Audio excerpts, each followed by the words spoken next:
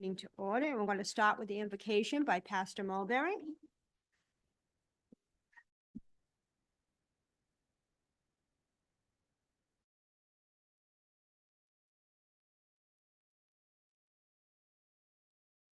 Let us pray. Father, again, we thank you for this day. You brought us through it. You brought us to this time of sharing, and we pray that thou would bless our coming together. God, we ask for the wisdom that is necessary to further the cause of the city. It's in your hands, and you know all things.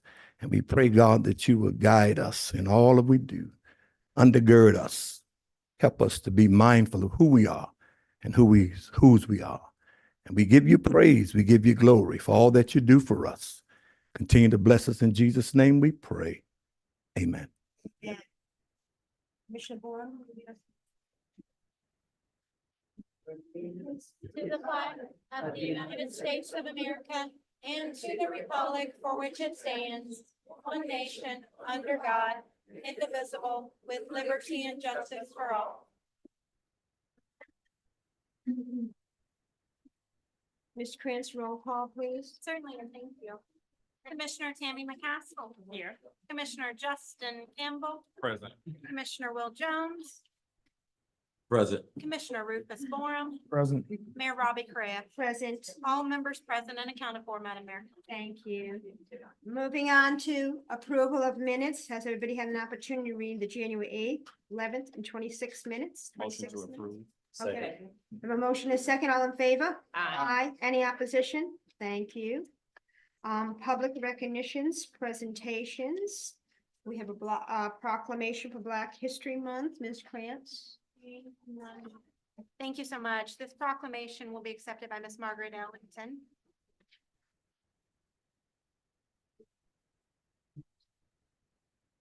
Roberta M. Correa, Mayor of the City of Palatka, together with the members of the Palatka City Commission, do hereby endorse and proclaim the month of February 2024 as Black History Month in the City of Palatka.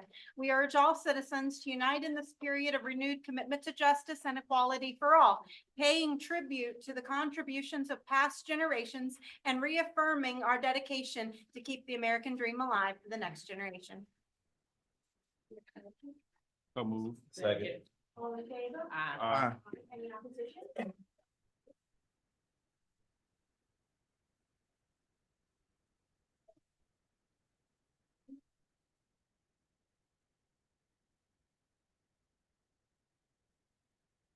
Good afternoon, everyone.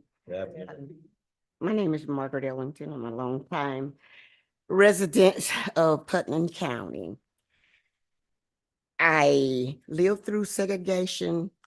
I went to segregated schools and whatever. A lot of things has changed now.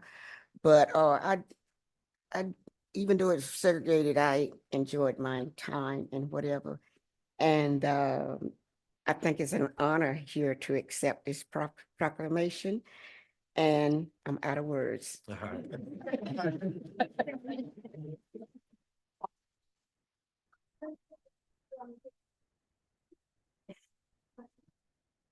Peter, if you're in the lobby, please step in the commission chambers. You did good.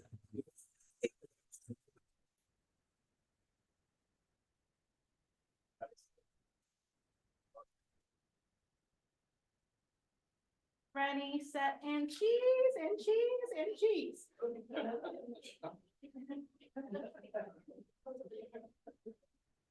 Thank you.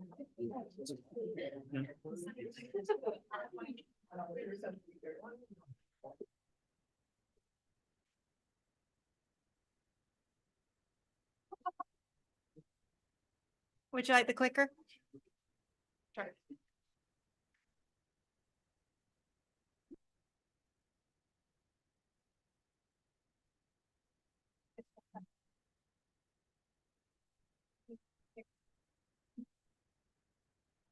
Presentation direction of Senate bill by Ms.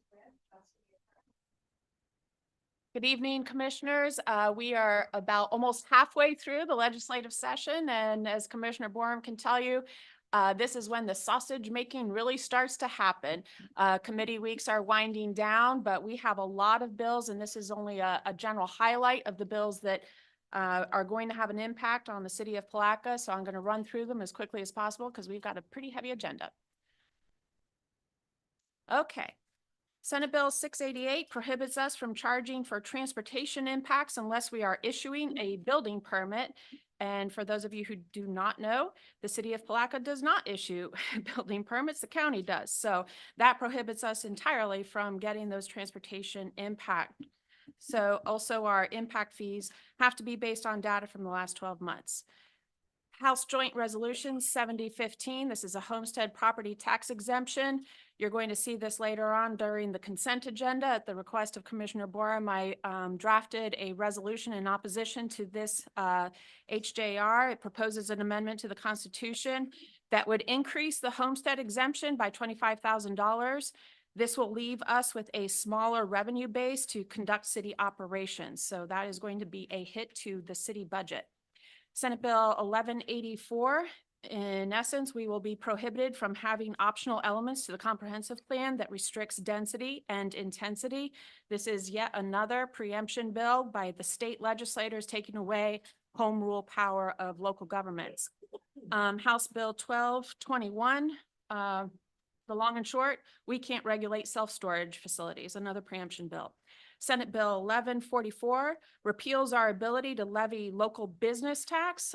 This is a significant source of revenue for the city of Palatka. And so again, we're looking at another revenue hit to our budget.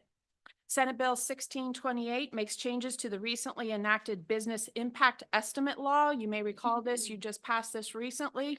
It's going to remove exemptions to that. Which is going to cause additional burden to our staff in terms of trying to anticipate what those exemptions, what those impacts to local businesses are going to be. Senate Bill 1088, we basically can't impose a surcharge for utility customers outside our municipal boundaries. The folks over at the Palatka Gas Authority can give you a very thorough briefing on the negative impacts of this bill. But basically anyone who is going to be outside of the city of Palatka who seeks to extend utility services to them, we can't charge them extra for that, even though the taxpayers inside of the city of Palatka are basically going to be funding that extra service. So this is yet another hit to our revenue.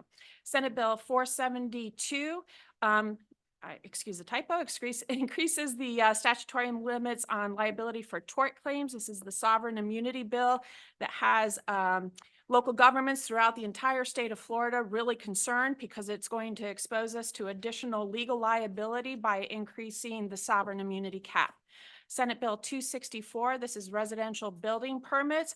This is basically going to significantly reduce the time frame when we have to turn around written notice and other sort of requirements for building permits.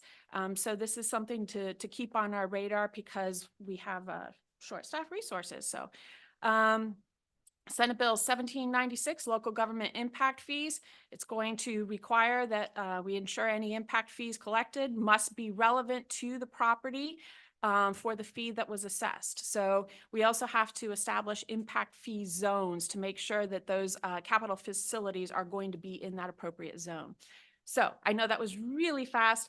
I am available if you have any questions. I can provide you a further briefing, and so can Commissioner Borum.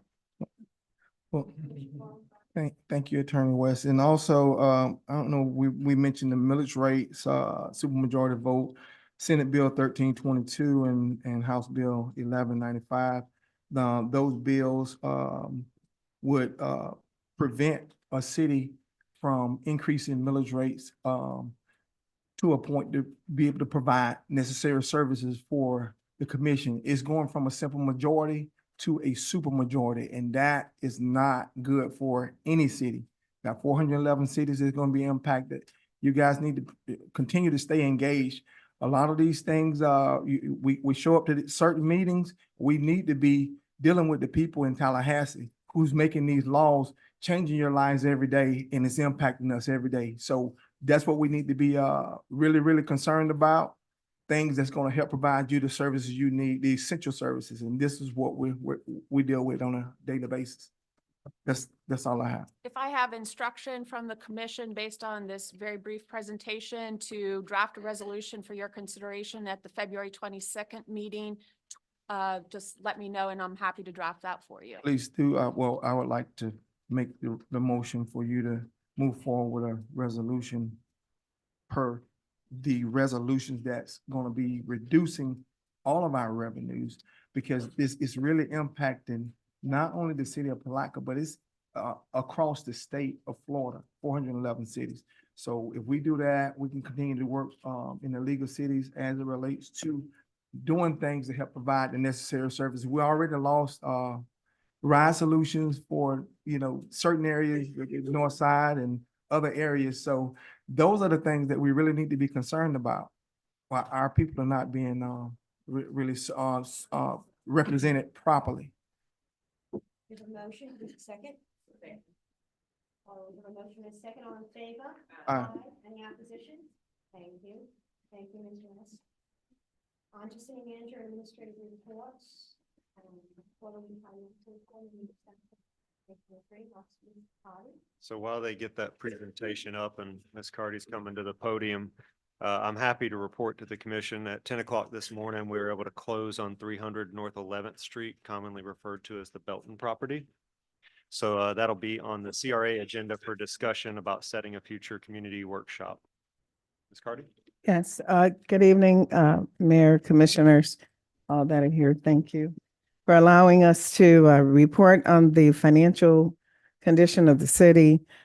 Generally speaking, we were able to bring in over the past quarter 15 million. However, it's important to note that in general fund 3,262,000 is specifically related to ad valorem taxes, and those taxes we have to utilize for the entire year.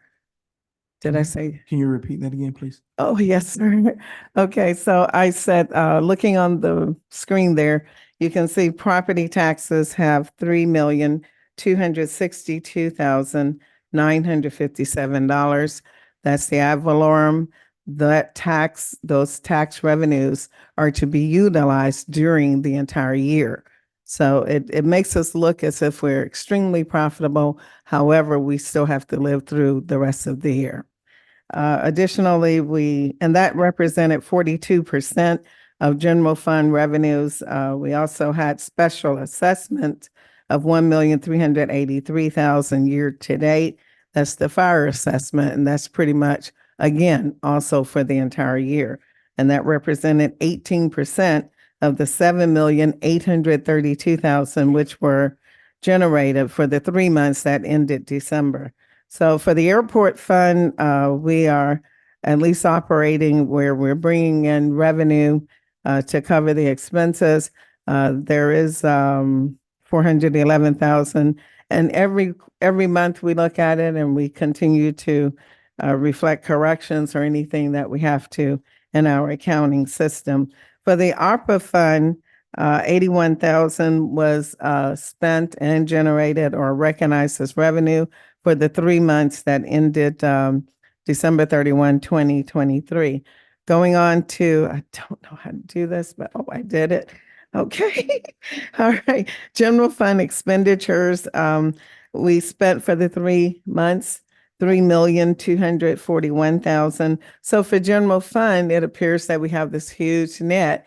But remember, of that 4,591,000, the greatest portion of that is the ad valorem property tax and the special assessments, which will be utilized for the entire year. Okay. Golf course generated 41,000, but we spent 71,000 for those 3 months. Better Place fund generated 463,000. We spent in capital outlay 339,000, debt service 76,000, a total of 424,000. But we did end up with a net positive 38,502. Utility funds for the 3 months generated 4,605,730. We did incur expenditures of $2,882,000. So utility funds operated at a plus of $1,723,000. And please remember, we're only 3 months into the year. Tax increment fund, 477,000, only spent 18, so we have a profit, 459,000. Sanitation fund generated 1,361,000 for those 3 months. We only spent 663,000, so we have net results 698,000. So as we can see, pretty much all of our funds are operating, where they're generating more revenue than the expenses, and that's what we need and desire. And so that's a graph there kind of showing you citywide revenues, and the largest portion of the revenues at this point is between general fund and utility fund, with sanitation a third. I did prepare something about reserves budget. We always want to keep our eye trying to be certain that we're keeping reserves in order, compliant with the federal and state requirement. So general fund is 3,804,000. Utility has reserves of 2,650,000. In total, we have reserves. That's where we're staying in line with 7,196,372. And I hope that I have been helpful in explaining where we are. In summary, so if you want to close it down, the conclusion would be is that we're generating sufficient revenues to meet our obligations. Are there any questions? Thank you.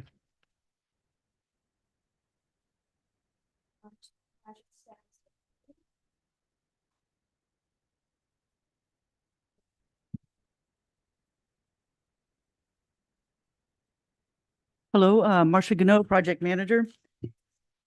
Ms. Krantz, if you can go to the presentation. This is something Commissioner McCaskill brought up last month. I was distributing this on a monthly basis, kind of got a little bit overcome by events at the end of the year, got away from it, but delighted to go back and communicate to you the status and where we are every month. So let me just go ahead and share with you a few highlights. If you can go to the next chart, I guess I can too. Okay, so this is the summary, and what you have here left to right, we have the activity is a category of our projects: development, planning, construction, and closeout. And on that sheet, and I have copies for you here, we define each one of those activity periods. Well, you can see the description there. Then you have on the third column, the number of projects that we have in that category, and then the dollar figure associated with it. So right now, as of January, we have 56 projects open, a total of 58,458,508. I think that's a significant project load for a city of this size. If you go to the next chart.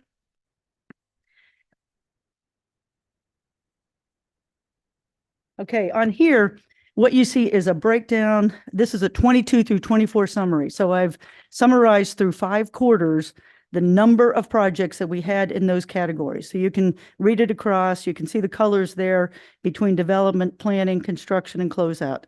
Whenever you get into the first quarter of 2024, I have hard numbers for January, but then I've extrapolated that into what I think where we'll be at the end of this first quarter. And basically, that number, that is the highest bar chart that you see on the far right-hand side there. It is a 21% increase over what we've experienced the last 2 years. So in January at 56 projects, our average prior to that was 44.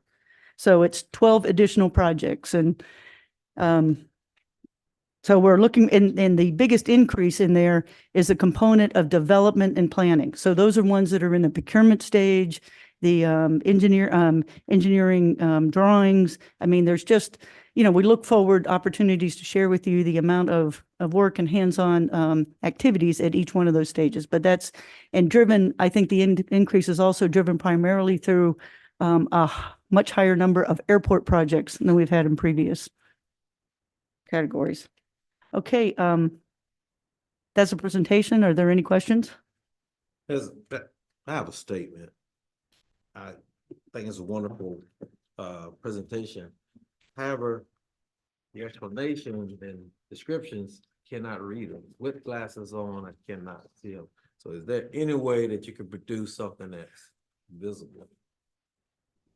I don't know, I mean, I got older eyes. I can't see this. Of 11/17 of that, it's a breakdown of each project and the areas, this is some, this is the information I'm gonna summarize there. And my apologies, I don't make sure that.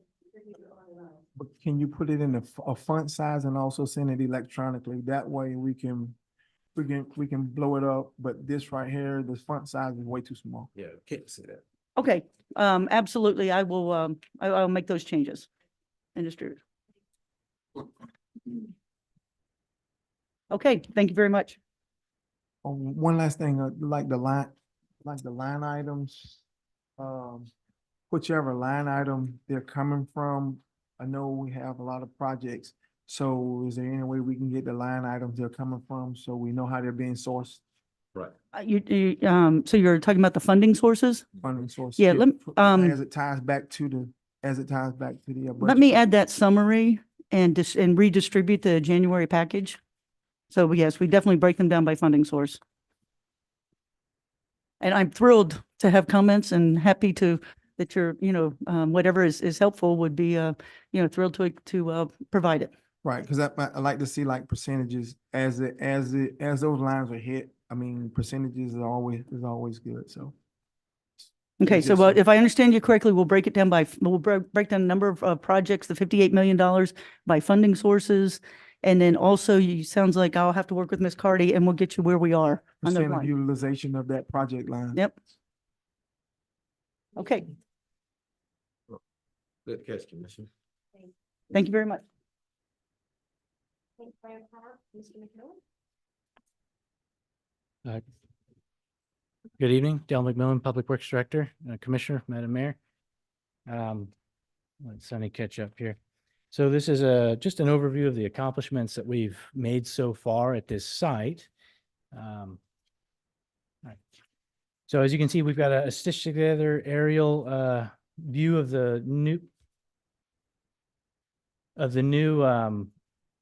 pedestrian trail that's been going around the park. That is approximately 1,000 feet of 8-foot wide ADA compliant walkway. We have repaired and repainted the picnic areas. We've reestablished the playground with a compliant and safe fall zone, as you can see in the mulched area. We've also improved the drainage across the site, as it is a low-lying area. There's been some flooding, so the pathing that is produced there, it's no longer underwater. Previous pathing was. We'll go to here we go. So that's an overview of what we've gone through. But if we move to the next one, we've got some of the major projects that are happening this fiscal year, as the installation of the exercise equipment donated by Asa Health, approximately $20,000 is being prepped for installation. So we have outlined the areas to install that, as you can see on this slide. So at the top of the hill, we've got the, I guess you'd call it calisthenics type equipment, and towards what you'd call like the ruins or the steps near the parking area, we've got ADA accessible equipment that'll be going there on an accessible surface. Our target installation date, prep should begin next week. Where would the restroom go? Where? So that's later on in the presentation. Oh, We'll okay. get there. Sorry, I'm getting ahead. So we've also got a major lighting upgrade at the park where there are 17 lights to be installed by FP&L at roughly $2,000 construction cost at $400 a month, but that should illuminate the entire park. These are historically accurate lights, similar to what's going on downtown. And if you go to this, you can kind of see an outline of specifically where they'll be going in relation to the existing pathing. And now to answer Commissioner Jones' question, here is a depiction of the restroom that we're proposing. This bid is active now. This is a single occupancy restroom with mechanical space to store things for the park. And its location specifically is adjacent to the parking lot along this kind of snaked path leading out onto, I believe that's 15th Street. Like, Any questions? Yes.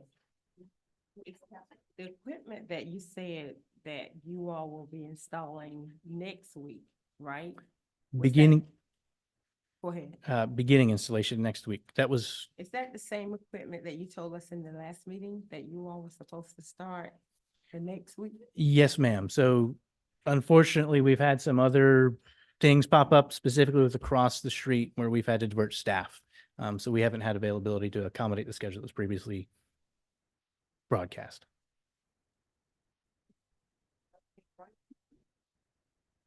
Thank you, Community Center.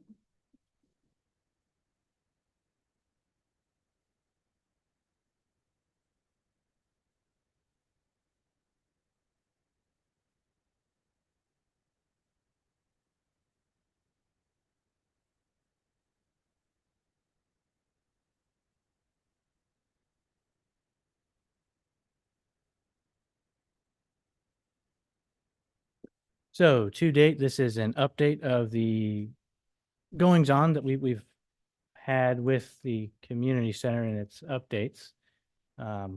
Just give us one moment. Staff has been working diligently with some in-house efforts along with procurement coordination. If we can go through, I'm apologizing for it being a little hard to read here, but we do have a picture. We've removed a divider wall within the main, I guess we'll call it multi-use space. We've begun sourcing the materials to finalize, the installation of a divider wall to go there, floor repairs for that. This week, we are also anticipating the beginning of the installation of an access and control and security system that'll allow the facility to be secured.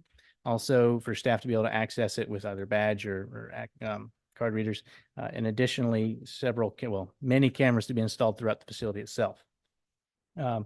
We have been negotiating with several vendors at this point to reduce costs for the bids that have come through. For the HVAC, which has been previously awarded, we've reduced that cost. I believe it was $240,000 to about $119,000. So we've secured that equipment and it's on its way. Right now, actually, as of yesterday, we had a vendor doing the last walkthrough there. We've had a to-date reduction of $63,000 from the $480,000 original proposal, but we're anticipating additional reductions in that. The fire suppression has been reduced by $204,000 from the bids that had been received previously. And these are tied together with the roof. So we're hoping that within the next few weeks, we should have something presentable that we can take action on. And again, that security upgrade is roughly $22,000 that we should be installing in the next few days. Is there any questions? Just have an HVAC question. Originally it was 6 units to be replaced. Is that cost with the 4 or the 6 units? So we were not able to reduce the amount of units to be replaced by the grant. What we've done is we've rebalanced based on occupancy and use for the gymnasium, and just reduced the size. Additionally, what that's done is it's moved us into a more readily available unit type. Those units that were there were older in legacy and of an odd size. So we've got a unit that's more easily repaired and replaceable for us in the future. Sounds good, thank you. Any additional questions? Thank you. Which is a big thing, John. Yes, thank you, Mayor. I think most of you are aware. If not, we, at the end of 2023, surpassed the 20 miles of drinking water pipe replaced since starting on the most recent initiative in 2015. So we're planning a ceremony on location where we estimate we cross that 20-mile mark, probably sometime in the next month or 2 months out. So we'll be coordinating schedules and inviting everyone who has took part in this very large and important effort for our community. Thank you. Mr. Cartwright, can the PS Charlie Golf tournament?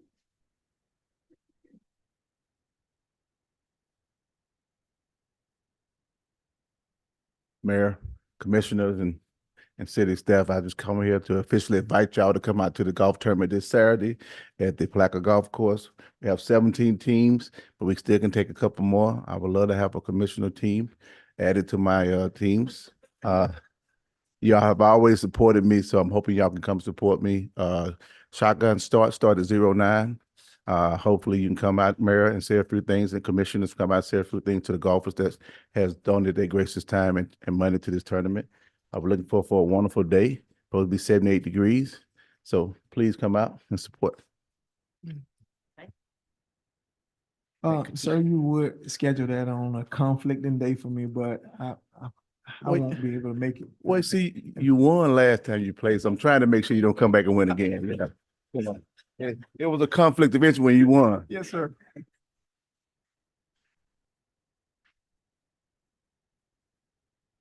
Is there, going to open the floor up to public comments. Please limit the comments to 3 minutes and give them an address for the record. And we will not respond or act on that necessarily. Ms. Robinson?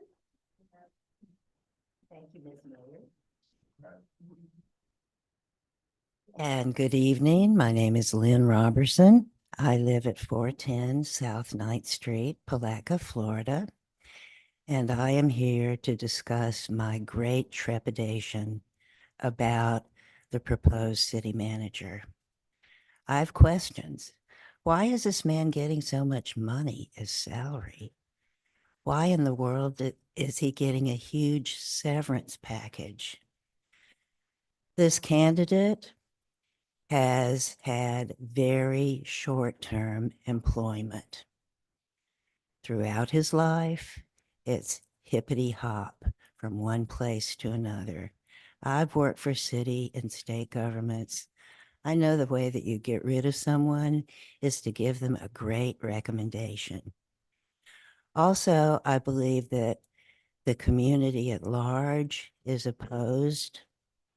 I have urged the commissioners to listen to their public because you all are public servants, and I would like you to listen and to act accordingly. My other concern is that this gentleman is from Michigan.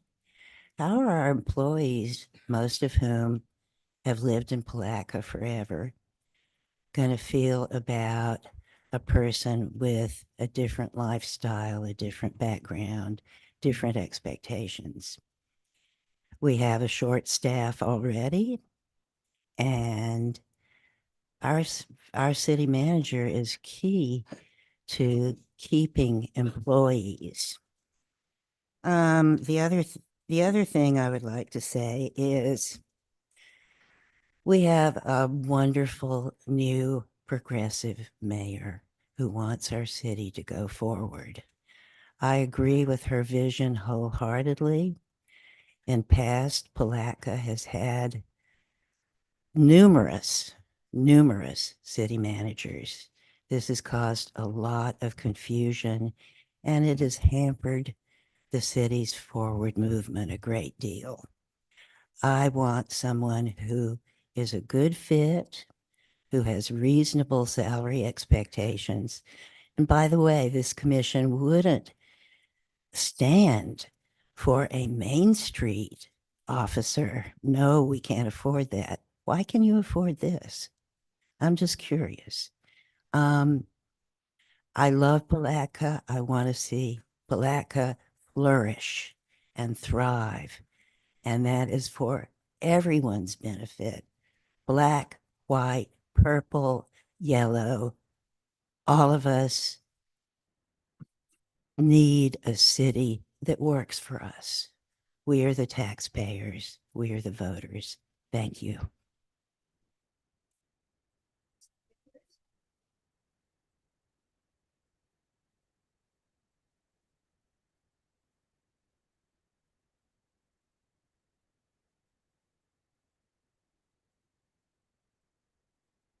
Good evening. Askew Vickers, 207 North 18th Street. This is what I'm here about, the change. We the willing, led by none, oh none, are doing the impossible for the ungrateful. Can somebody answer these questions? Not why I'm talking, but then. We have not constructed as a people in Palatka any place. The jail is almost 70 years old. What have you built, did anything in the past 70 years that we can say that taxpayers' money paid for. The next thing is that you commissioners are not using your ability. Now, I'm not saying you have not been doing a good job, you just not have done a great job. It's time for change. You all should be putting forth the action that you have and the power you have to make a change, to make this a better place for us. We have not had a town hall meeting since when? You, Ms. Last had one, Mr. Borum? Sir. Have anybody else had a town hall meeting? We come here and it's discouraging to listen to the city manager uh, saying that we gonna listen to you, but we're not gonna take any action. Then you gotta sit and wait for 30 minutes for somebody to get an answer about the questions you ask.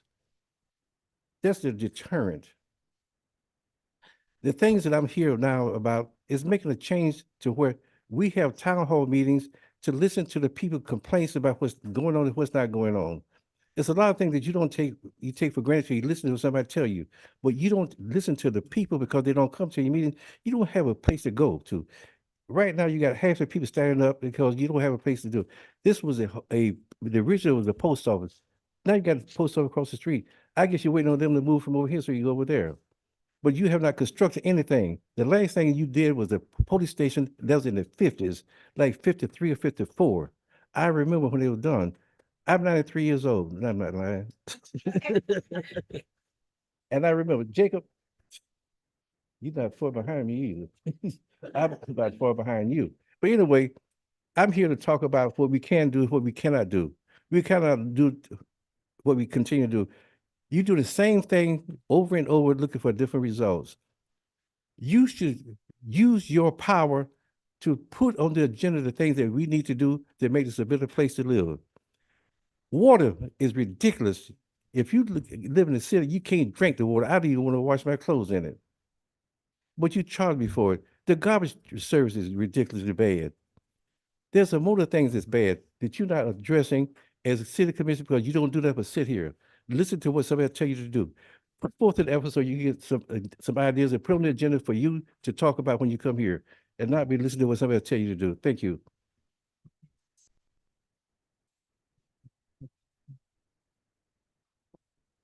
Annie Davis?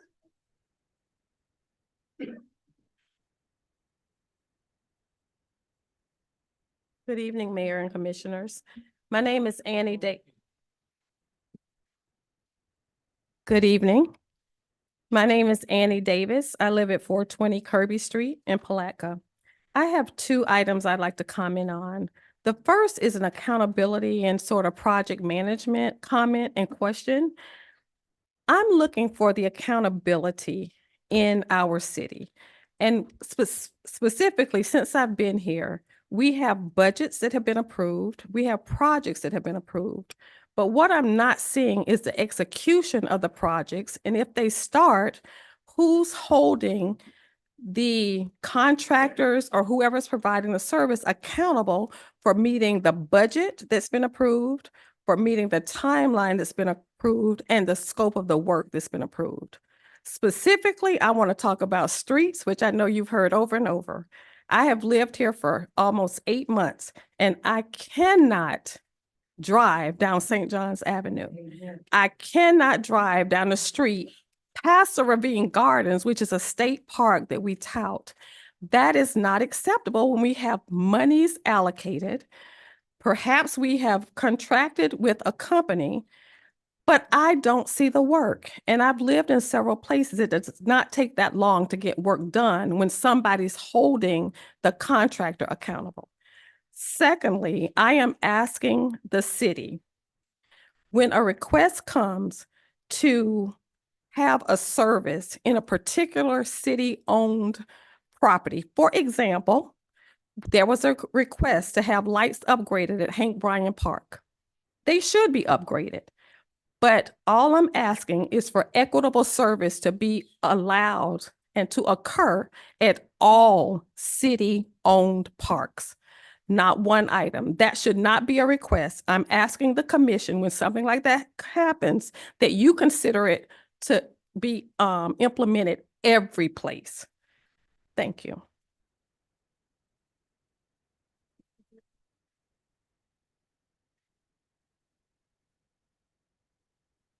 Seeing none, I'm gonna close the comment. Oh, I'm sorry. Yes.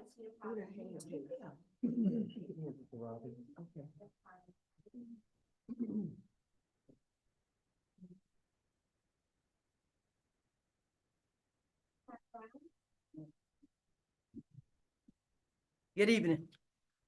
To the manager, the city, the commissioners, everyone. I feel if Mr. Bell, my name is Pat Brown, 224 Red Bud Lane, Palatka, Florida. I feel if Mr. Bell is qualified. If he passes interview, why not give him the position? It does not matter what his salary will be if he's qualified. My hats is off to Mr. Bell for a job well done. You will have good days, Mr. Bell, and you will have some bad days. But my point to you, whoever Mr. Bell is, keep God on your side.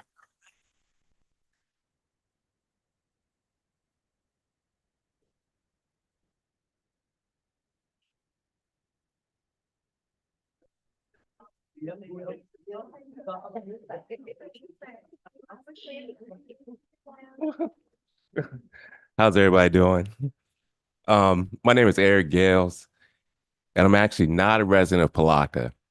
I'm from Chocolate City. That's Washington, D.C. Somebody said it. But I currently reside in Tampa. And I was going to let it ride, but after this last woman's comments, I just want to come up here and say amen. I've known Mr. Bell, and I call him Captain, for over 40 years. He and I grew up together. And out of all my friends, I'd have to say that he is definitely the most intelligent, the most resourceful, and the cat with the most integrity. He keeps God first and foremost in his life, and he's been that way since the day we met. I drove 2.5 hours here today to support this brother because I've always supported him as he supported myself, even though we parted ways when it came down to fraternity, because as we all know, there's only one fraternity in the land, and that's Kappa Alpha Psi Fraternity Incorporated. But he is a brother of 1911, Q Psi Phi, and I still love him to the day I die. He and I have had an opportunity to live in several different cities together, starting off when we was kids out in Miami. And then we found ourselves in Tampa. I'm in Tampa because he brought me out there to work for a charter school. Now, I wasn't a big charter school cat. I'm a Democrat. And I kind of felt like the Republicans were trying to sell off the school system. But what he educated me on was the importance of making sure that we were included in the conversation so that our children would not be left behind. So he sold me on it. And I came out of Washington, D.C. It was cold. Tampa was a lot warmer. But I came out there on the strength that I knew that his heart was into improving the community in which he was going to land. And when we walked into that school, it was set up by a church initially. They had about 80 students or so. They was working out of a temporary building. And our chairman at the time, Dr. Warren, God bless his soul, he passed away. Good man of blue and white. He was a Sigma. Mason as well. I consider him a sage. But Dr. Warren gave Captain a mandate to actually increase the enrollment of the school. I get 8 seconds, don't I? I'm sorry about that. Okay.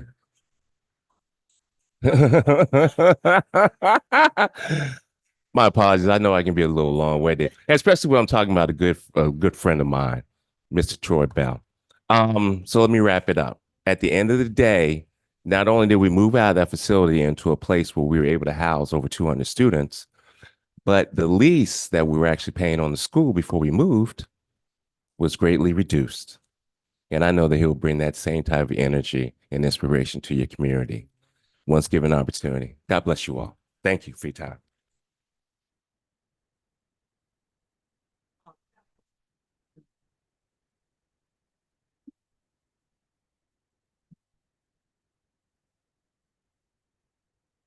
feel like I'm on a talk show. Good evening. My grandma always taught me never leave your drink unattended. My name is Tarsha Givens. I live at 225 Stillwell Avenue here in Palatka. Good evening, Madam Mayor, City Manager, and our commissioners and everyone here.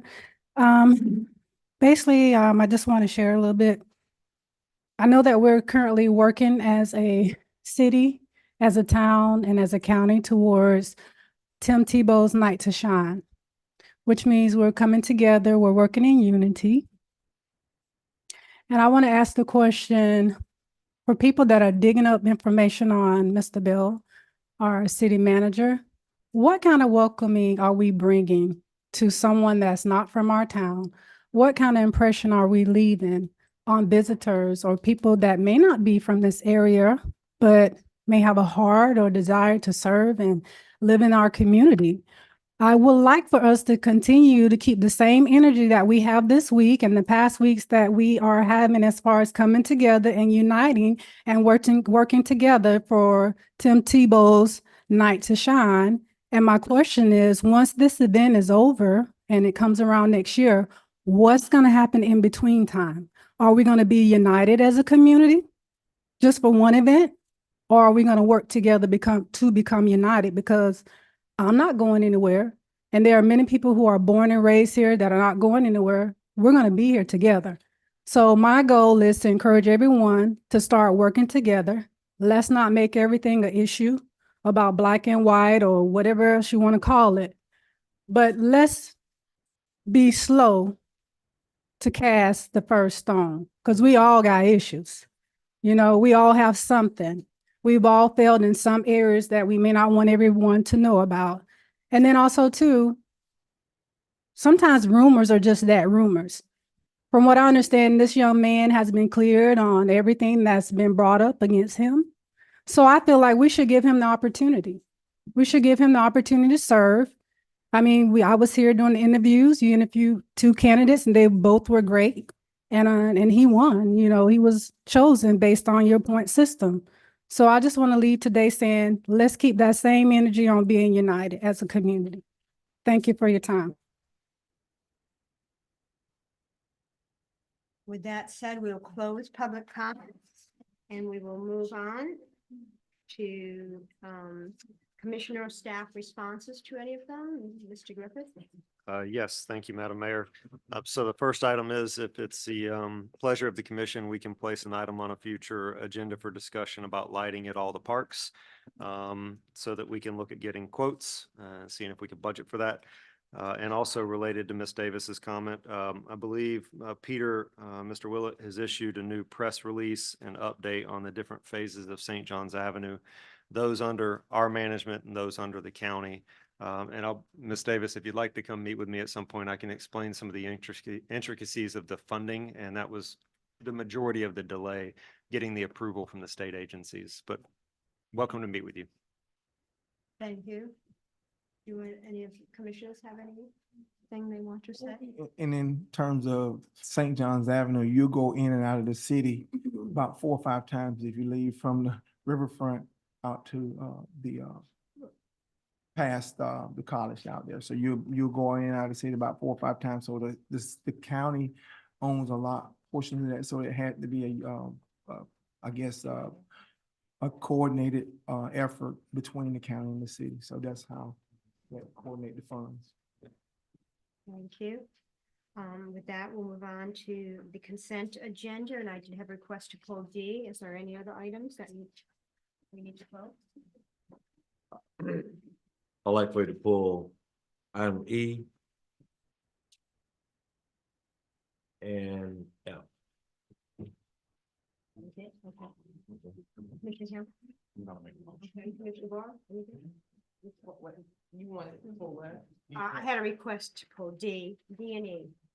So far, what we have. It's D, E, I said E and F. Yeah. Oh, okay, You I'm said sorry. D. I said D. You said D? D, E, and F, okay.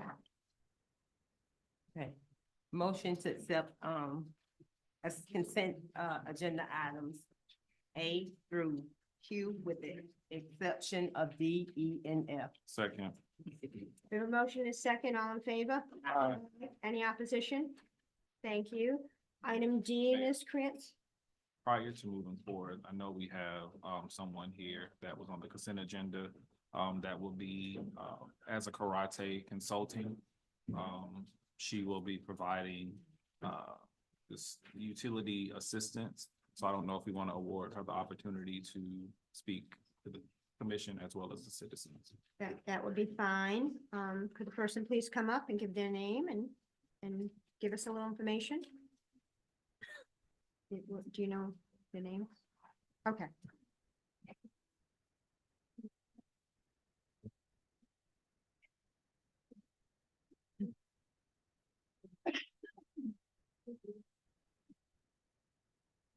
Good evening. Good evening. Thank you. Yes, I was asked to provide a presentation for our utility assistance program. I don't know who has the slides. Maybe Sonny.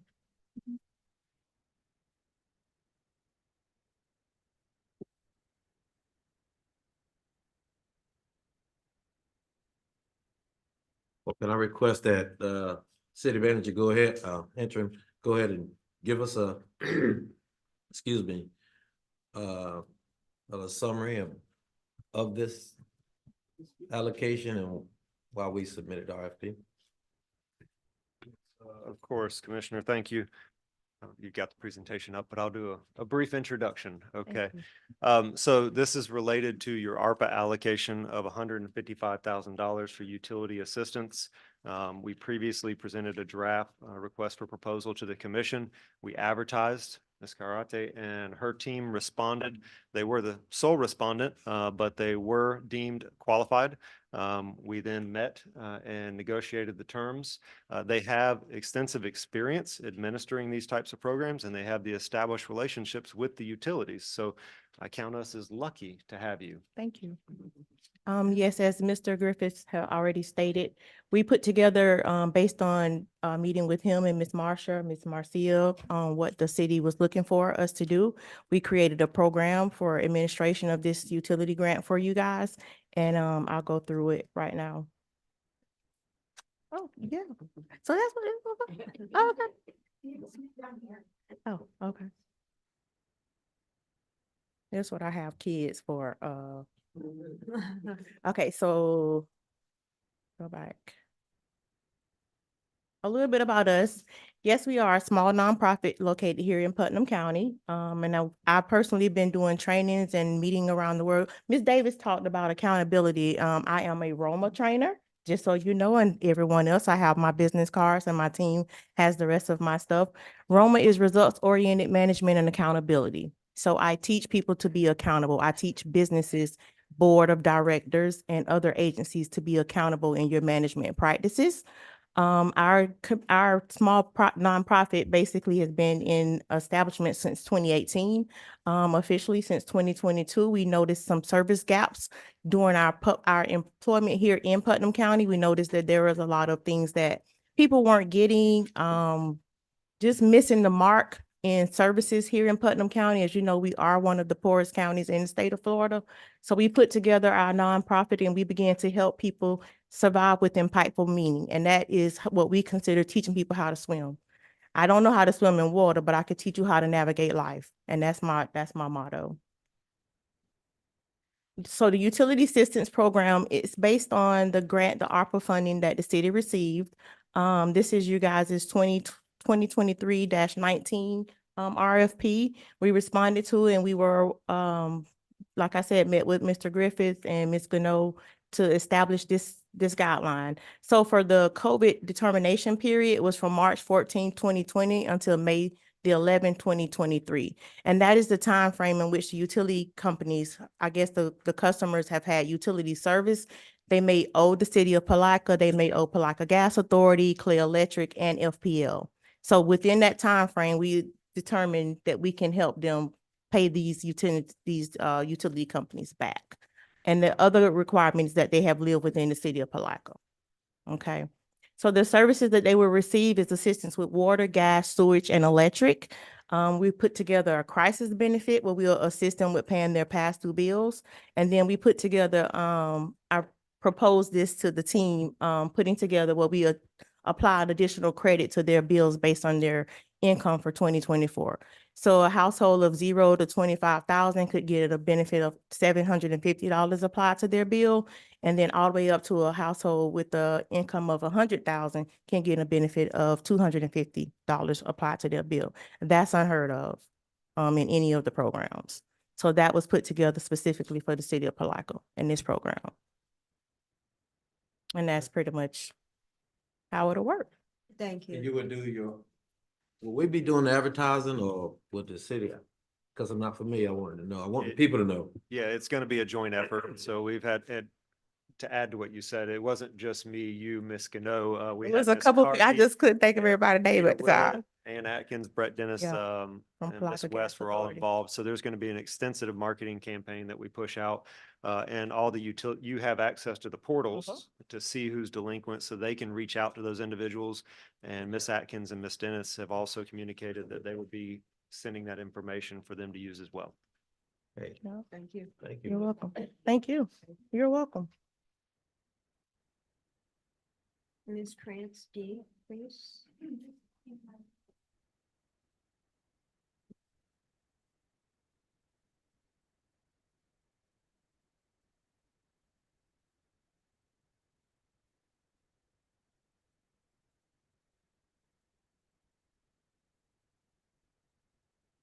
I can start the discussion at least on this. This is the resolution I was asked to draft at the request of Commissioner Borum at the last meeting.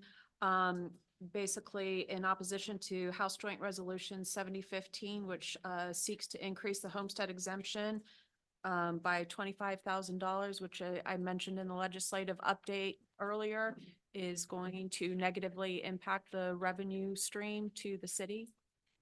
Hence the opposition. And I can defer to our finance director for the actual number crunching on the exact amount that it would impact us. So, consistent with that, the analysis that I based upon the property appraiser information and so forth, in the city of Palatka, we have 4,415 parcels, and we looked at how many of those are receiving homestead exemption currently, and it's 1,512. So when we took all of that information, we determined that there would be an approximate loss of $241,000. If we were to figure out how to address replacing those funds, we'd have to look at the possibility of increasing the millage rate or reducing some of our capital or operational expenses. And so that was the analysis that we worked together. Thank you. Commissioner. Go ahead, because I'm up. And it looks like it's a reduction in your taxes for your homestead property, but it's not. It's just a tax shift.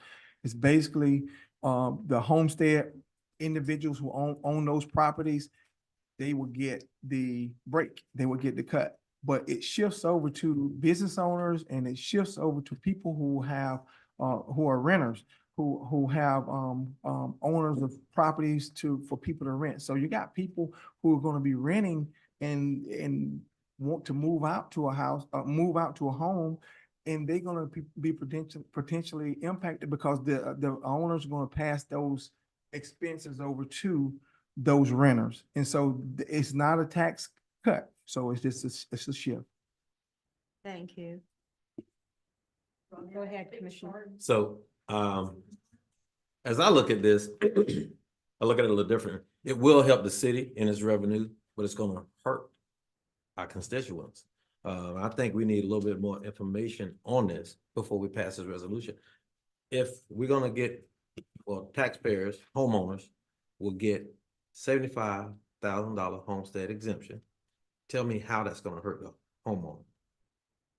It is a benefit to those individuals within the city limits who do actually own a home and have that homestead exemption. However, it's going to negatively impact the revenue stream to the city. And as Commissioner Borum has pointed out, and this is not just me taking this opinion, this is the position of the Florida League of Cities and also the Florida Association of Counties. It will negatively impact our revenue stream. And it is just shifting that burden over to other people within the city, like business owners, and more importantly, like the increasing number of renters that the city of Palatka has. That cost is just going to be shifted over to them. If I can help you just a little bit more, mainly like currently, our ad valorem, I'm gonna make this number up off the top, could be, let's say it's 4,200,000 or something like that. With this going into place, instead of us as a city receiving from the property appraiser, property tax collector, the 4.2, we would instead receive 3.9.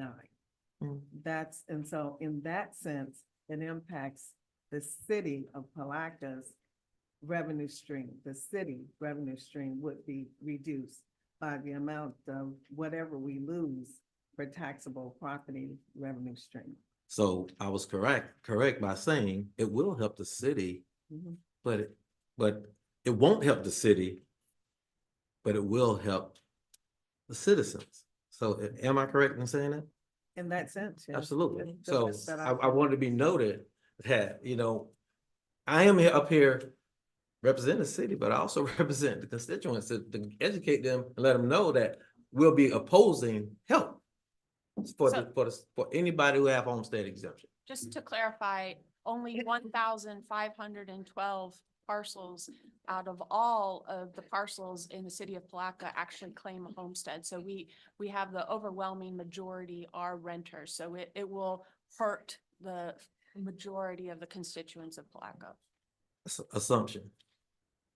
Based on the reality. numbers, Commissioner Borum? Yeah, I mean, it's just reality. You have to really look at what we're dealing with. We got 1,500 plus homesteaded properties. Again, we got 52% renters here. And so that's what we're dealing with. And so it's helping one, but it's hurting the other.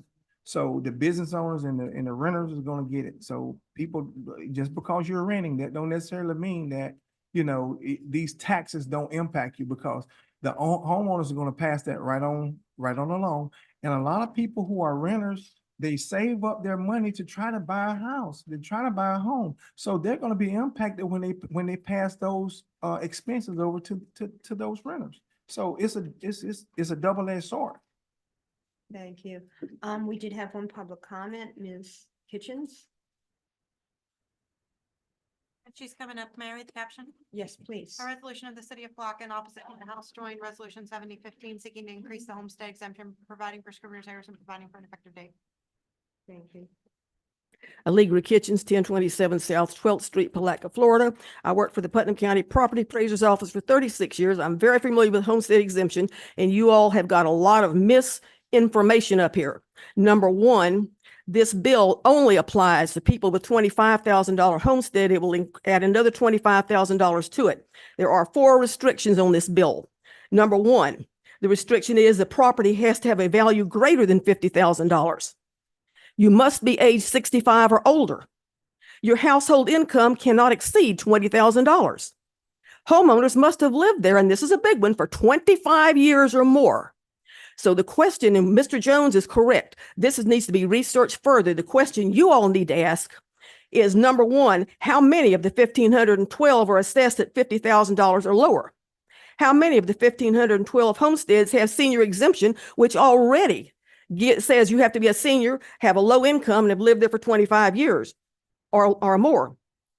How many of the 1,512 have lived there 25 years or longer?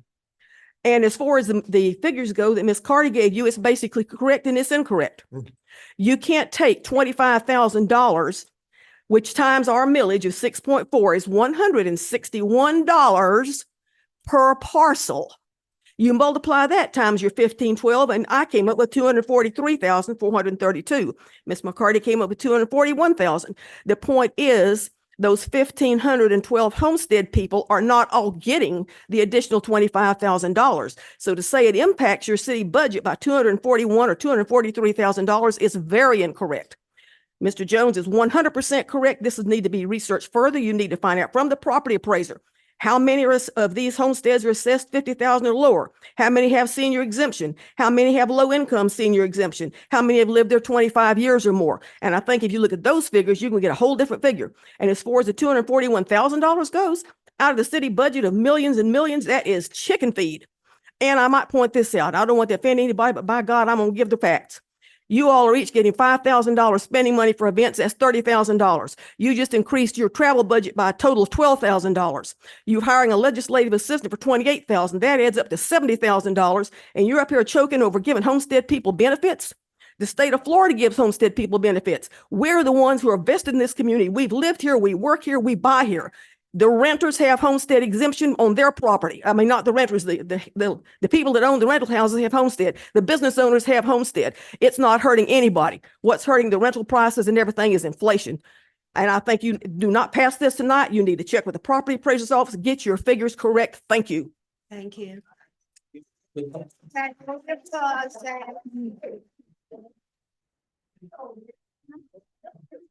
She left, there's no point. I'll hold my comments. Okay, thank you. It's not gonna go back and forth. Exactly, thank you. She. Okay. I don't mind. Well, that's okay. She I'll left anyway. I'll refrain from making another statement. Okay, do we have a motion to approve? Motion to approve. We have a motion. Do we have a second? Okay, so this motion died. How would we like to proceed? Okay, that's what I'm saying. Okay. On to E. Mr. McNeil. Good evening. Yul McNair, Airport Manager for the City of Palatka. So this item here is a request from us to you, Mayor, Commissioners, to accept funding from FDOT to install a new generator, emergency generator, as well as replace an existing generator at the airport. So currently we have 2 slots for generators. One powers the airfield, doing power outages. The other one powers the terminal building.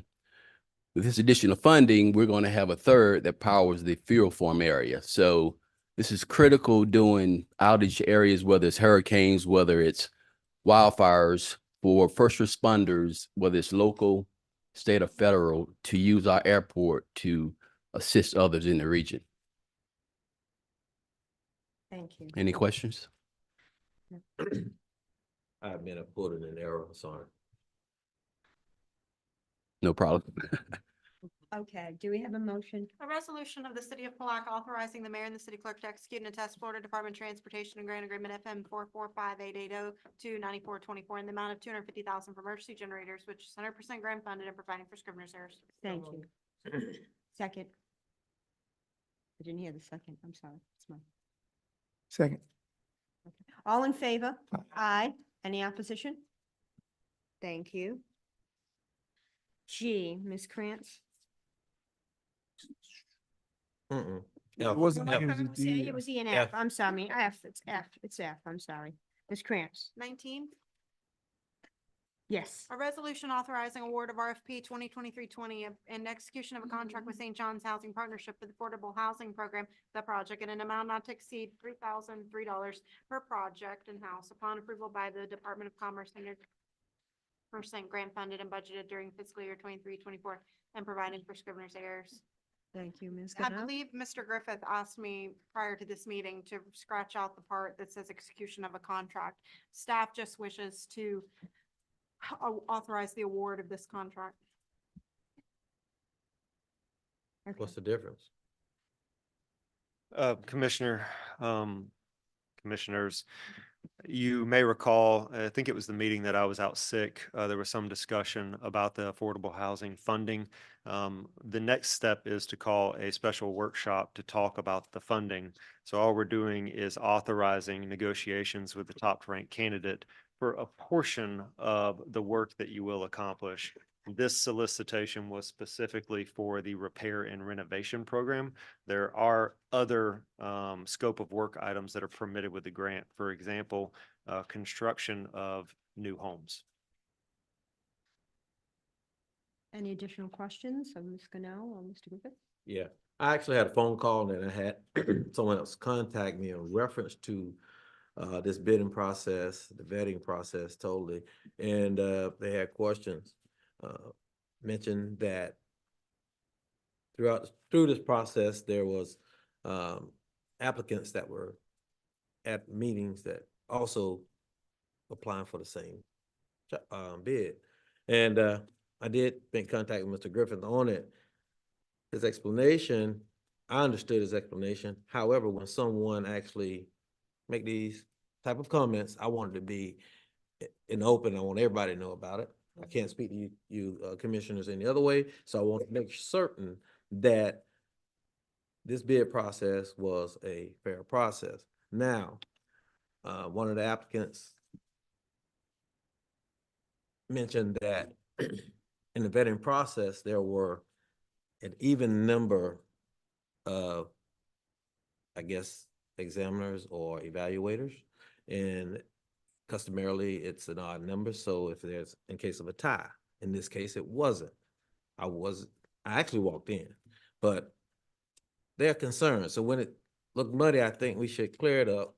You guys could give the commission and the public what it was, what they're talking about. If you're familiar, if those applicants were actually at the evaluation, and some comments or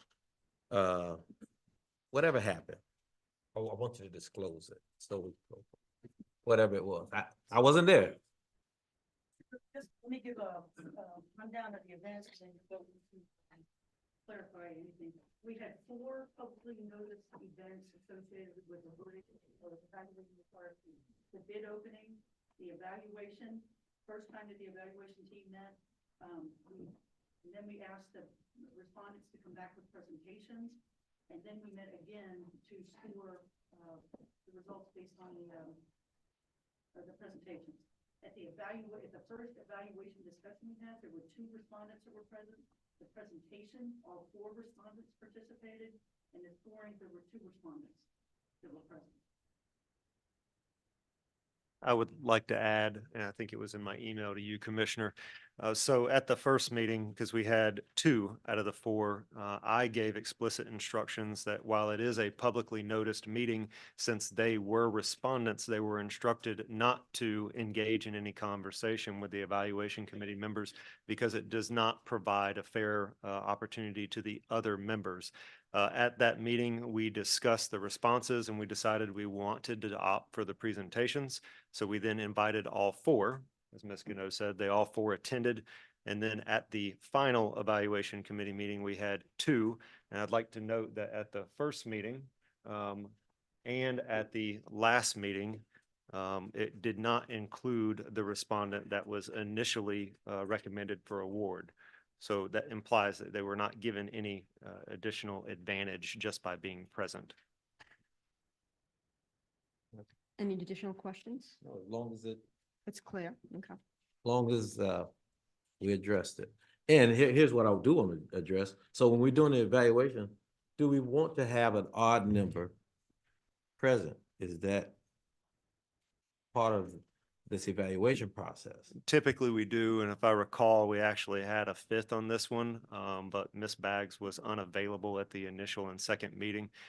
This happens from time to time due to sickness and illnesses in the family. So fortunately, the 4 that were with us through the entirety of the process, we didn't have a conflict when it was put to a vote, and that's the recommendation you have in front of you tonight. Thank you. Do we have a motion? Motion to approve. Second. All in favor? Aye. Any opposition? Thank you. Do we want to take a recess at this time? Or do we want to keep going? No, okay, just making sure. On to regular business, excuse me. Madam Mayor. Yes, Um, sir. May I request to move item 11 up to 7?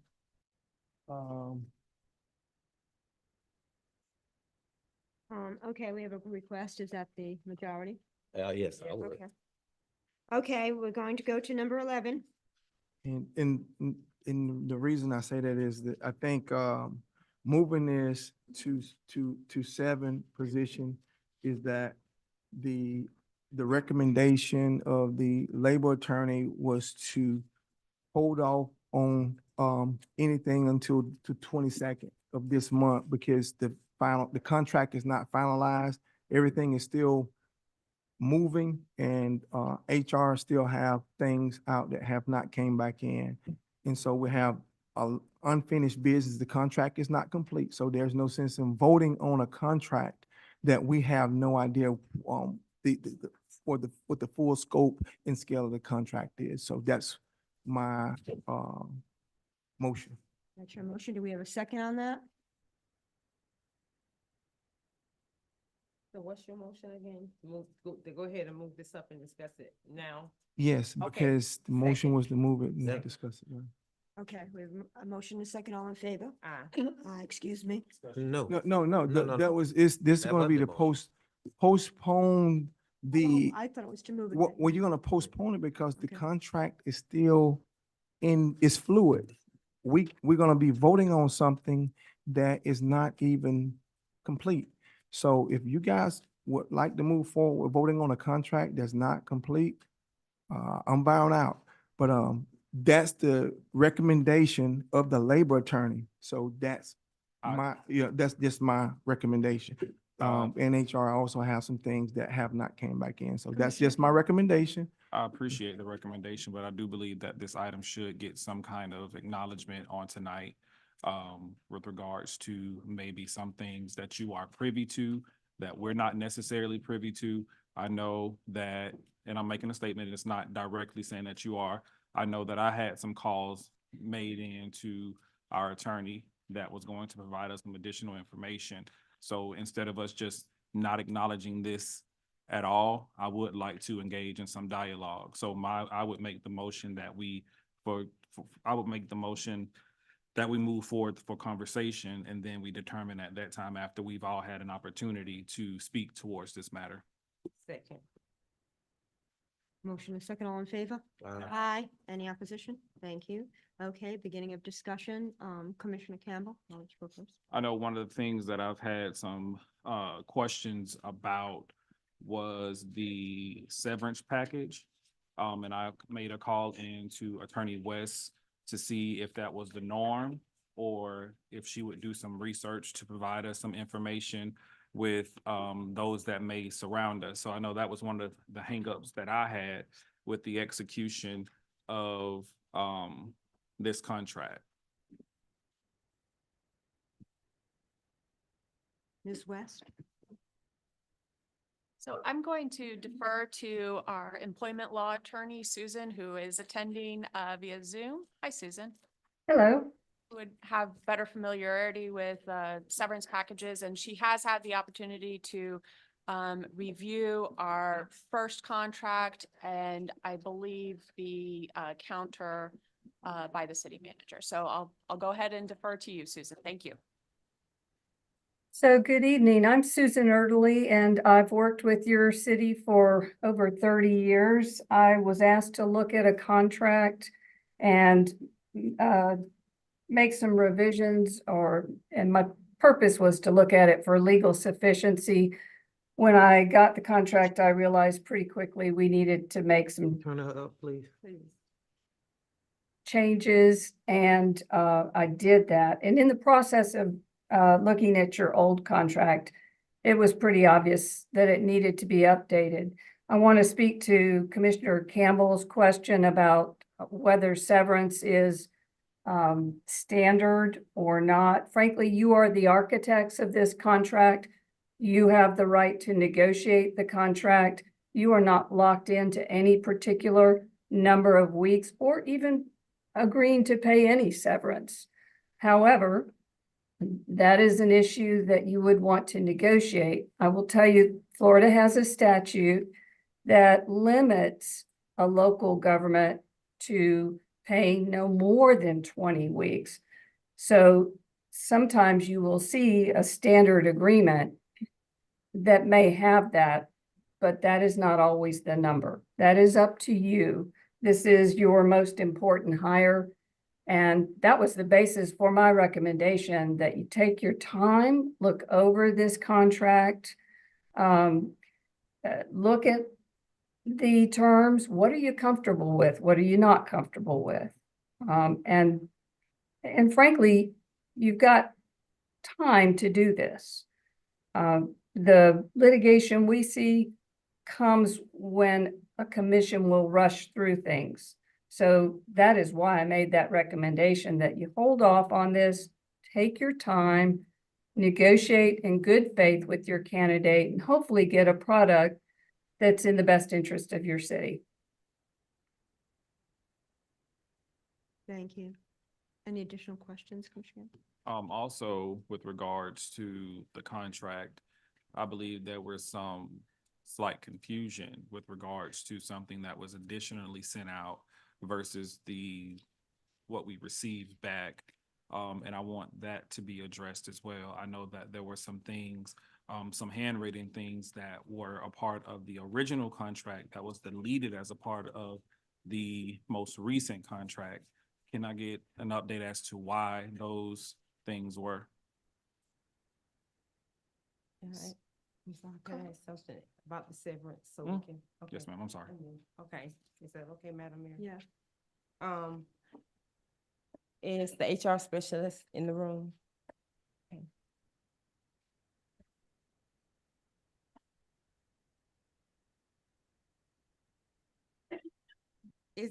Is it true to say that the last 3 city managers' contracts were the same with the severance pay, and you brought that piece of information to Ms. West? Yes. Why?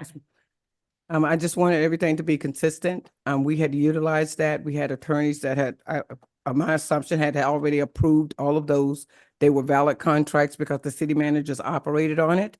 And so that's why I just said, I told Ms. West that these things were consistent in what we had. And I wanted to just make sure that there was a legality behind it. At that point, of course, Ms. West said she wanted to defer it to Ms. Early. So did she recommend a change in Mr. Bell's contract and his severance? In a conversation with us, it was to decrease the severance. That we had one of the things, that it was something else in there. Which when I reviewed it, all 3 of the contracts had the same language, and to decrease that would have been out of consistency of what was in the original contract that was held by past city manager Holmes, Garner, and Shanahan.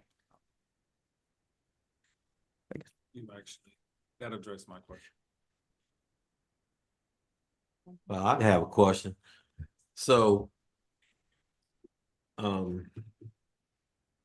been a few weeks when we selected Mr. Bell, and we gave direction to go ahead with negotiations and create a contract. I don't agree with Ms. I can't say, but Susan, you had a short time to review, but we in-house had sufficient time for one contract. I mean, I would think that we could do a contract within a week and a half, 2 weeks. And if there's 1 or 2 things, okay, the severance, it's almost like we planning to leave versus the onboardness, Mr. Bell. So what is holding us up between the 2 parties? That's what contract is gonna be, the city and Mr. Bell. What's holding us up right now from executing this contract? Okay, the contract before you, that, I received back was the counter of everything that Mr. Bell wanted to add into the contract, which is the revised contract from Ms. Erdley. And there were some counters in there that I sent out to you all to review. Now, if you've had the opportunity to review those and you accept it, then there is no issue if you've had the opportunity to accept, the counters that were put in there by Mr. Bell. Commissioner, do you have that before you? Because I would like for the community to hear that and for us to address these, please. Do you have that before you? The contract, I can go and get it. It's right here. Oh. I have copies of both contracts, Madam Mayor and Commissioner McCaskill. I have provided it to the commission prior to this. Can I have one? I don't, is it up here? I don't Yes, see it. ma'am. I gave Can it I to you. get another one? I don't have it. Thank you. And secondly, may I? Yes. Yes. Secondly, I agree with you, and I pushed the email out to you, attorney, and Mr. Griffith, stating that this contract should mirror the contract of the past city manager, with the exception of the salary, of course. But everything else should be in line. How could that be so difficult to do or to execute? And I'm not, you just happen to be the HR person, so you got to get this. But then we went to the last contract. I'm just gonna say it. We had 3 attorneys. We had last city manager was an attorney, the mayor was an attorney, and we had a staff attorney. 3 attorneys looked at the documents to tell if they were legal or not. I don't know why we actually had to go out to an outside attorney, because we have a full-time attorney here, and I'm not pleased with that. I'm not pleased that we had to, we're recommended to push it out another week or 2. We shouldn't have to do that. I move that we make a decision tonight, execute this contract tonight, come to the agreement, whatever the commissioners up here, because I think Mr. Vickers said, this is what we supposed to do, take charge, make the change. And this is our only hire, so we are relying on capable people. But at some point, we have to say, okay, if this is our choice, what's the hang up? And we'll go to a vote right now on executing it. So, and I'm done. When you gonna respond? Because I do have. Sure, more yeah, questions. I will respond to that. I think there's a difference between legal sufficiency review and the terms and the content, the substantive content of the contract.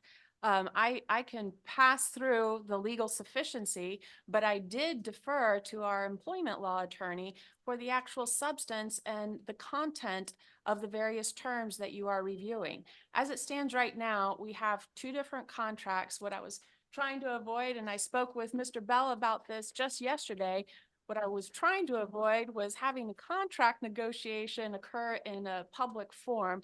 What would have been cleaner is if we had arrived tonight with one contract where we could approve, swear them in, and move forward. And I think that's what your employment law attorney is also advising. So I just want to make it clear in terms of the legal sufficiency versus the actual content and the terms of the contract. Those are 2 different things. And we do not have an agreement yet between you as the commissioners and Mr. Bell as to the terms. And so that is what the discussion is this evening. Thank you. Now, that's what you told me you were gonna. So, sorry. This Casco. Go ahead. I'm sorry. Okay, and I have some questions. So in our meeting regarding, after the interview, Ms. Jones advised the advertised salary range for the city manager for this position is $122,304 and to $196,560, depending upon experience. Ms. Krantz advised in 2020, Mr. Holmes's beginning city manager salary was $120,000. Mr. Griffith and Ms. Jones advised Mr. Holmes' salary upon exit in 2023 was $131,596.92. Ms. West advised Mr. Bell has an offer on the table from elsewhere, and we need to be competitive. Discussion commenced with the finance director. The consensus of the commission was to start the salary negotiations at $145,000 to $150,000. I'm not done. That's what we said. Subsequent to that, I received a phone call and was asked by Mr. Griffith about how did I feel about a salary of $162,000. Trusting in staff, Mr. Griffith and staff, however the process went, I said I was okay with that. So the community has several concerns about the salary, and I want the community to know that the last I heard was 162,000. When I came in today and spoke with Mrs. Jones, the finance director, and Mr. Griffith, I heard that the salary offer is now 168,714. So the numbers changed. We were not informed. So I asked her, how did she come up with that? And she said, based on a matrix that she provided me. The finance director informed that we have budgeted for that all the way up to 175,000. I asked Mr. Griffith, how did he feel about that? He said that really 168,000, he's there for that. He did say that we are here tonight and we can change. We can decide what we want to do, of course, we know that. I told him on the phone, transparency, I was good with the 162,000. So I hope that this answers a lot of questions that the citizens have, but that's where the number started. I was not aware of the $168,000 salary until I spoke with Mrs. Jones today. So if you can explain. Oh, I'm sorry. No, because I wanna tell mine, because I think there's quite a bit of confusion. I think where the number 168 came from was the original contract that was sent to Mr. Bell prior to the discussion we had. I too received the 162 call from Mr. Griffith. However, by the time I got that call, I got another call, which said that they executed or they were talking about 168. So the confusion came in that time frame when we were polled as a commission, but a document was already sent to Mr. Bell. There was a Madam, I received a confirmation today during the conversation with Mrs. Jones that she is still at 168,714. And I would like for her to correct me if I am wrong. No, 168. That was my offer. Okay. In the if I may, in the original contract, and the 168 is the same way using the metrics by the established salary study that we have that was passed by the commission. Okay, so when I'm looking at, and if we're gonna, and my job as into putting these negotiations together or trying to come up with a number is to make sure we're fair. And these steps that we have on that salary study is based on experience. With the amount of experience Mr. Bell has, it could have been all the way up to year 10, which would have been to the top of the matrix. He is actually located at step 6. That's the step. Now, that was a fair assumption for me. That was just how I came about that number. Again, it is at the discretion of the commission to negotiate that salary. Go ahead. I spoke with the finance director and I asked her at what step was the assistant city manager at, and what step did you tell me he's? Assistant city manager, I'm not really that sure if that would have to show. Human resource. I think you told me, well, I came to you and I think you told me step 2, and that he's at 129,000. And then we kind of calculated that if he was to receive, if Mr. Bell was to receive 168,714, the assistant is currently receiving 129. He would only be receiving $39,714 more than the assistant city manager. Do you not remember the conversation? That We just had it off, right? do, but I think that was more. That was my conversation. Oh, I think Okay. we were, Okay, yeah, it was really Okay. Michelle, because that's really human resources Okay. more. But the part that I play would be making sure the budgeting is done for whatever rate it is. I have to be sure that in our budgeting process, that I was adhering to their salary study. And so, but the 129, I guess you can explain more about it. Yeah, the 129 that Mr. Griffith currently receives as interim city manager. If he is receiving just the assistant city manager, he would be a step 2 with a salary of 117. $12,000.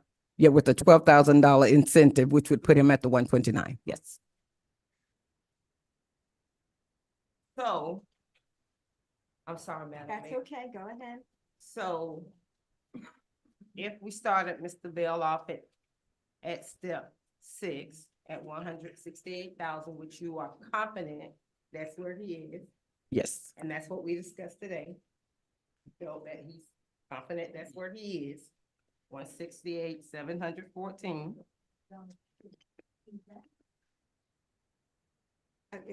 Please, one second, we'll open it. And having an annual evaluation would move him to $177,996. The next year, if he's still here for a year, another year, it will move him to 187,278, all the way up to 196, almost 200,000. And I asked the team, did we consider all of this when we were considering his salary? And can we afford that? Did we look ahead? And we said we only budgeted for this year. That's correct. So, and the two of you talked about that. It was you and the finance director in this process. Am I right? Yes, ma'am. Okay. So I asked another question.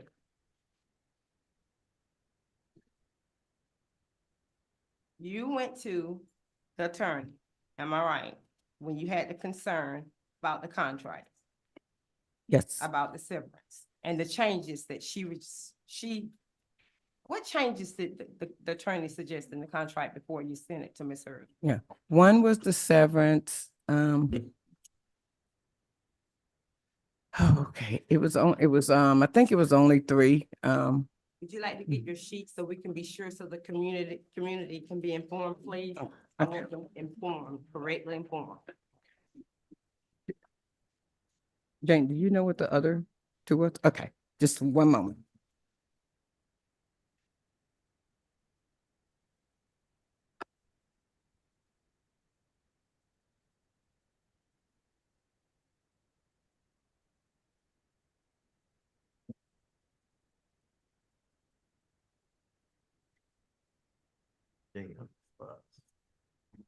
Do you want to recess? No, No, I wanna get them on. And I'll be done. Yeah, bring it a few more questions. Reverend Flag? If you want to bring note, it's It's COVID. I understand what you're saying.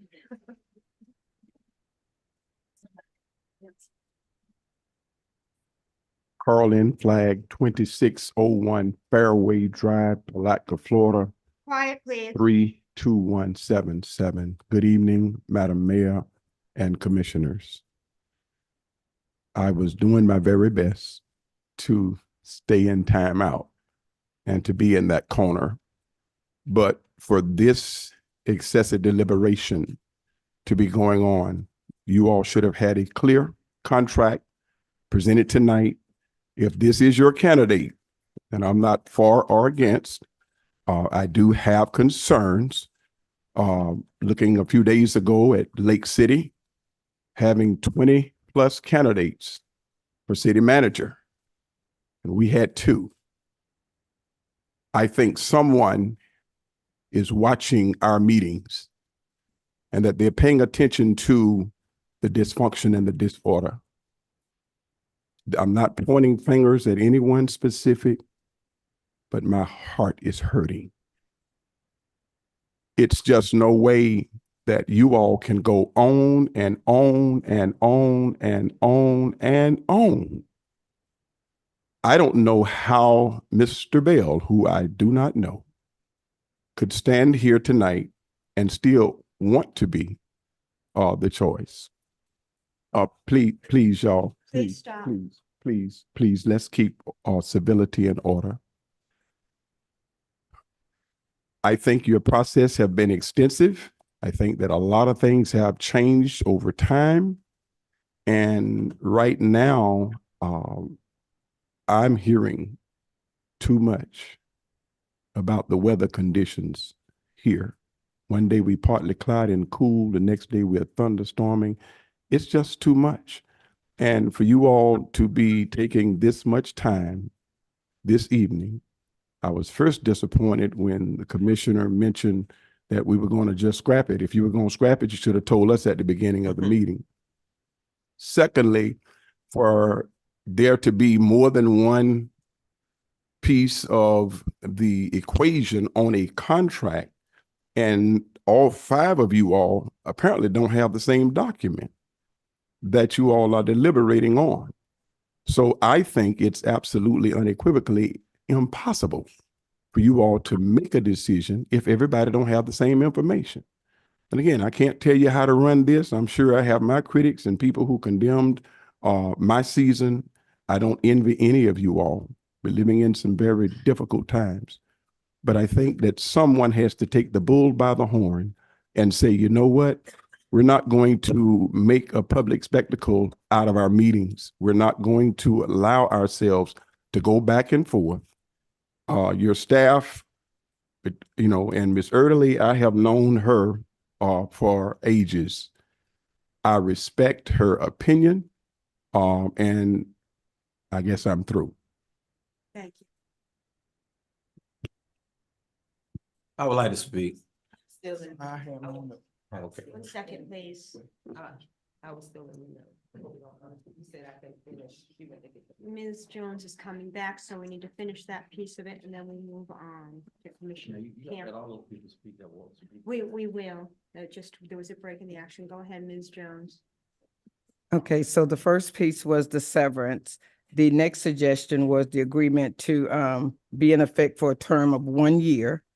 And then the other smaller piece of that was just that the language as to where it said he would have that we don't have a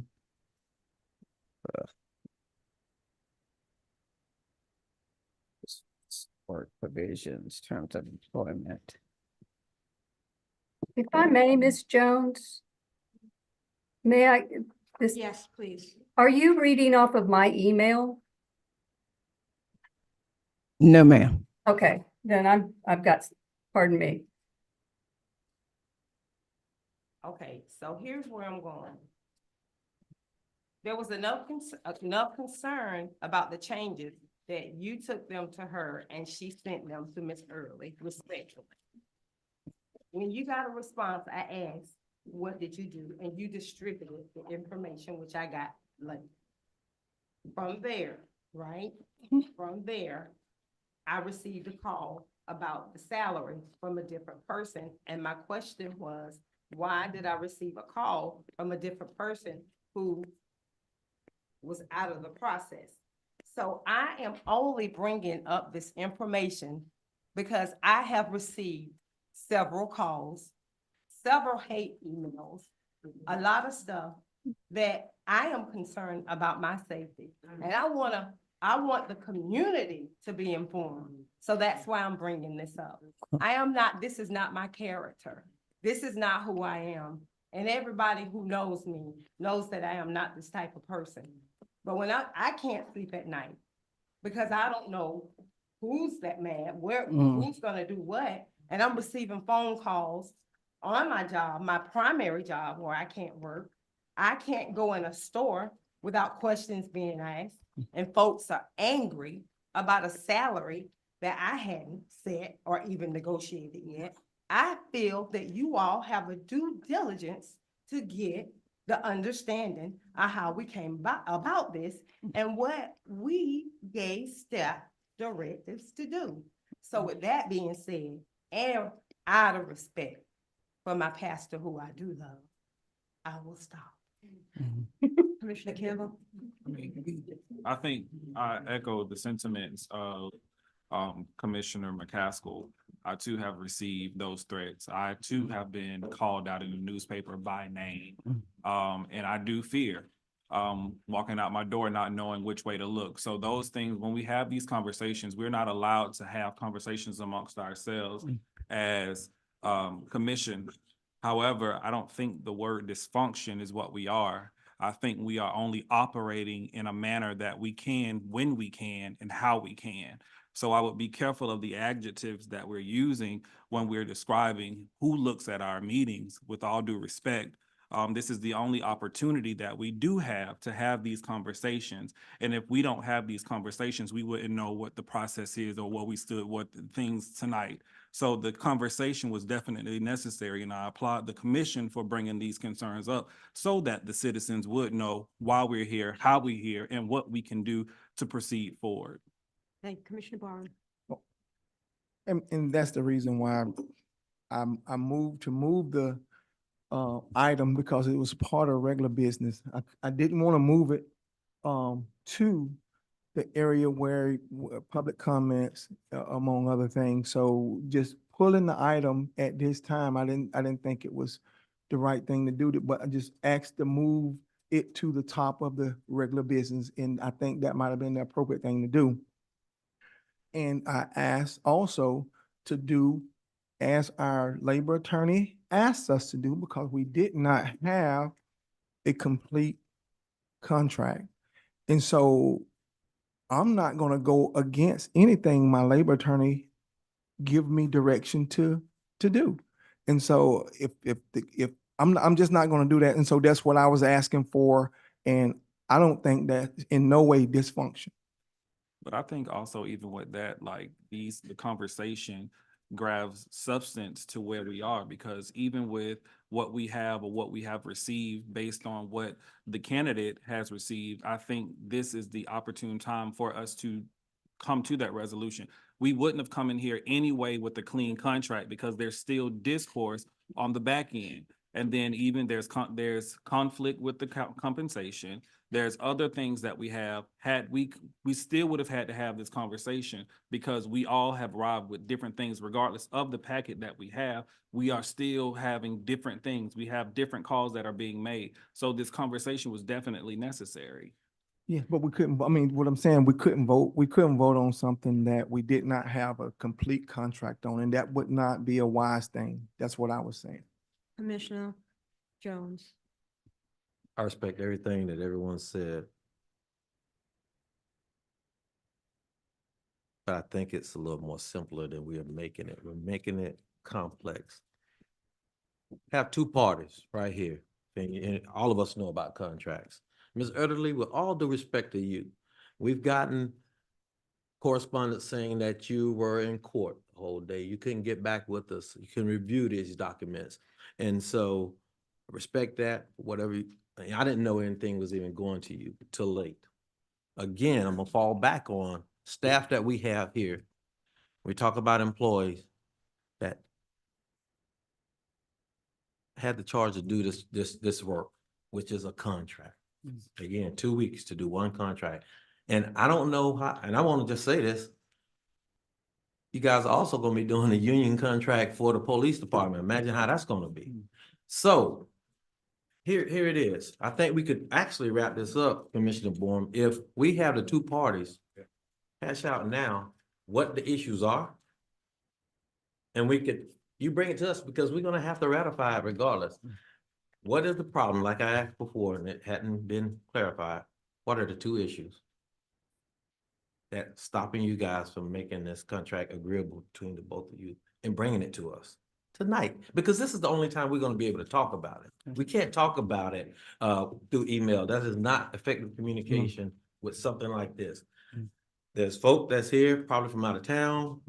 We should have, like Reverend Flag said, we should have told, and I emailed you, Mr. Griffin, and asked you, was everything online for tonight for the ceremonial event and the swearing in? I did not get a response as of up to now.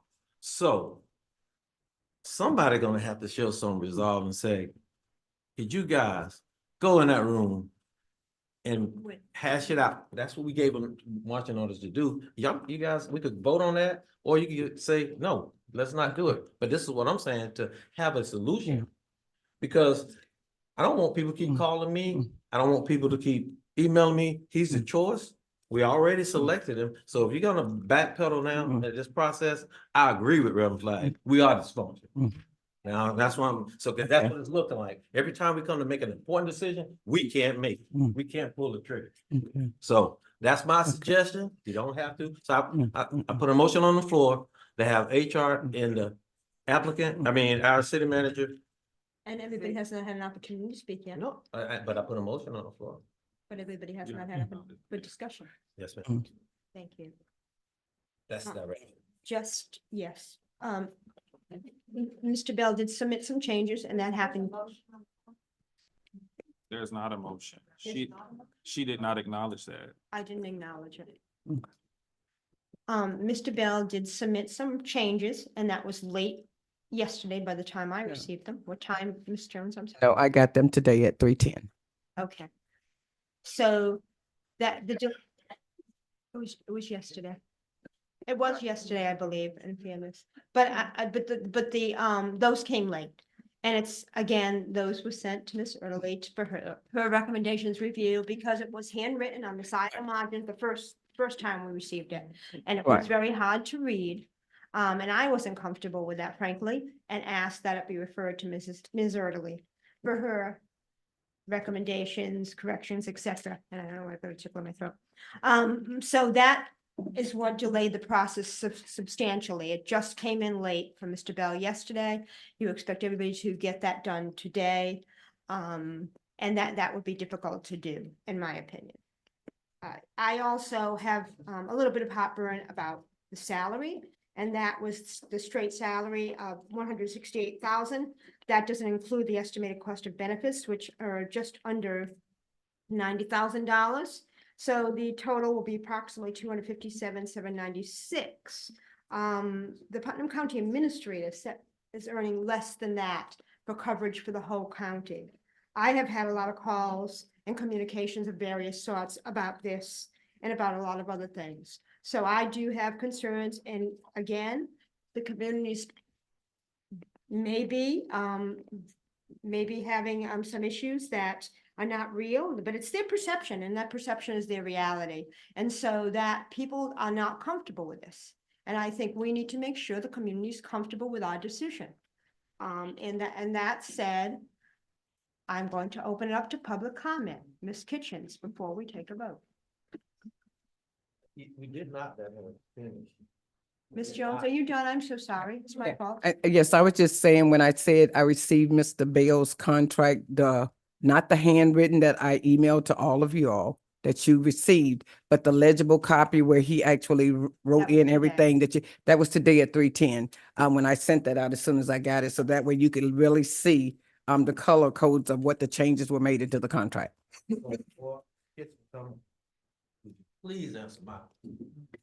What are the challenges? What are the obstacles right now? I understand she just said the salary, but tell me what's preventing you guys from agreeing? What are you got a disagreement?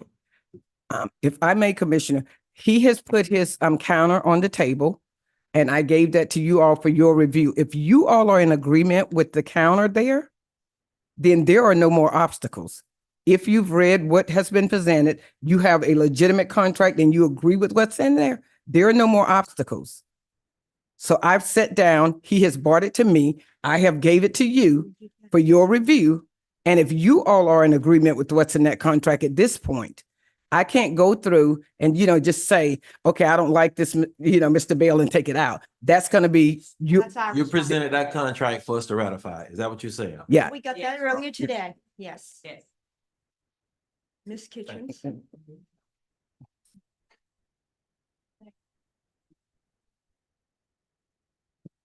Allegra Kitchens, 1027 South 12th Street, Palatka, Florida. First of all, I've never seen a commission that accepted something at the last minute to vote on it. The other thing is, I'll make a couple of comments, and I hope you'll give me 1 extra minute for this.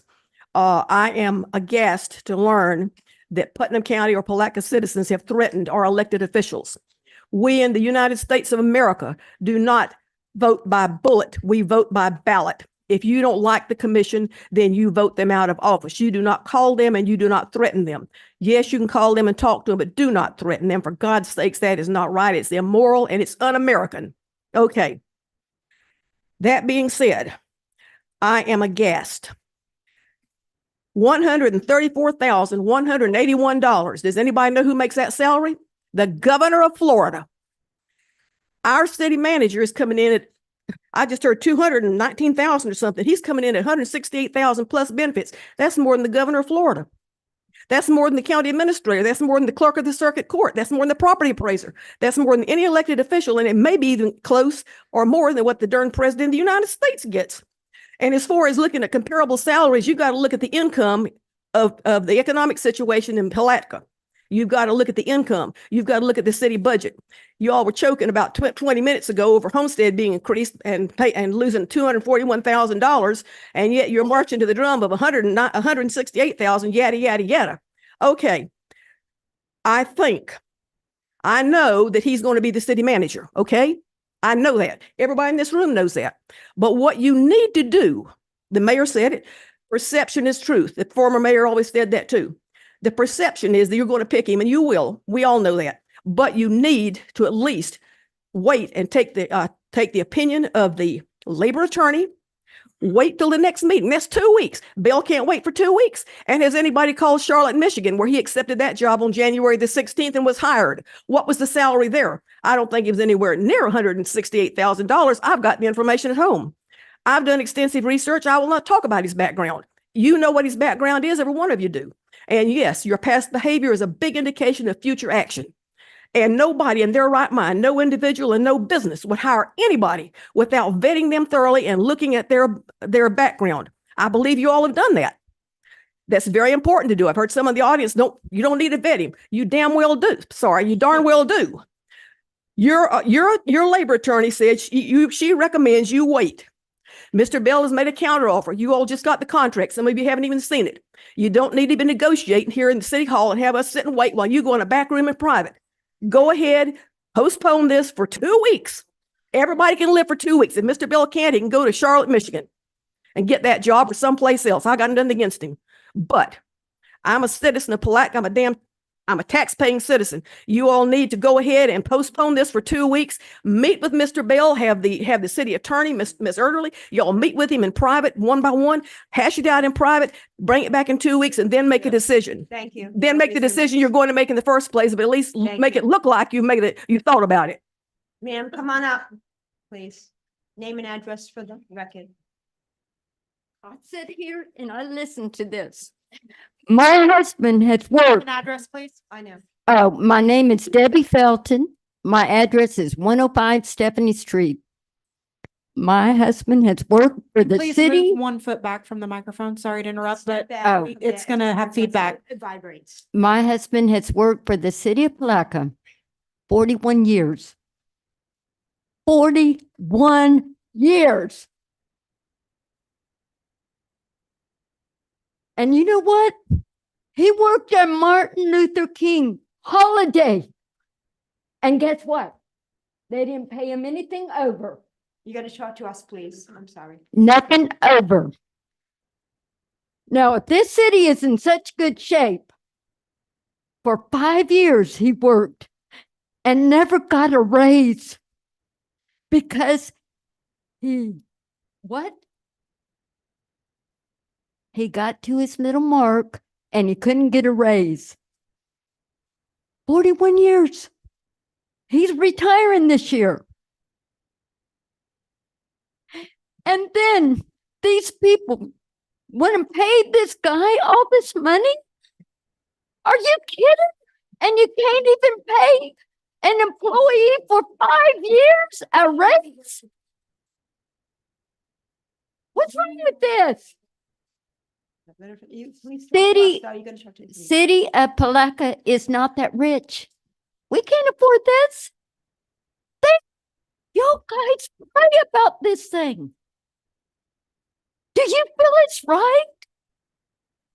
Do you know that there's people working right here, 2 and 3 jobs? Do you? Okay, we can't respond. You are entitled to your comments. Think about it, people. This is a lot of money. And think about the employees. They're working. I know my husband's working shift work right now. And this breaks my heart. Do you think it's right to pay this man all this money and you don't even know him? No, please stop. Let her have her opportunity to talk. Think about it, guys. City employees do not make that much money. And we're having a hard time. They're having a hard time hiring people. And I don't know who they're going to hire when he leaves. Because I'm telling you something, my husband was the last one to work for the city with the old water plant. The old water plant.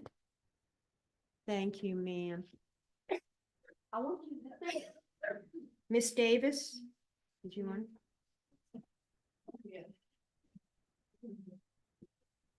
Annie Davis, 420 Kirby Street.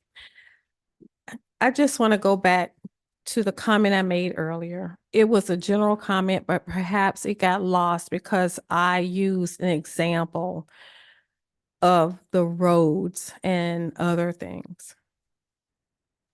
Who's holding whom accountable in this city for the work that needs to occur? There are processes for hiring, there are steps, there are deadlines that should be held. There are, again, whether it's, I cannot process.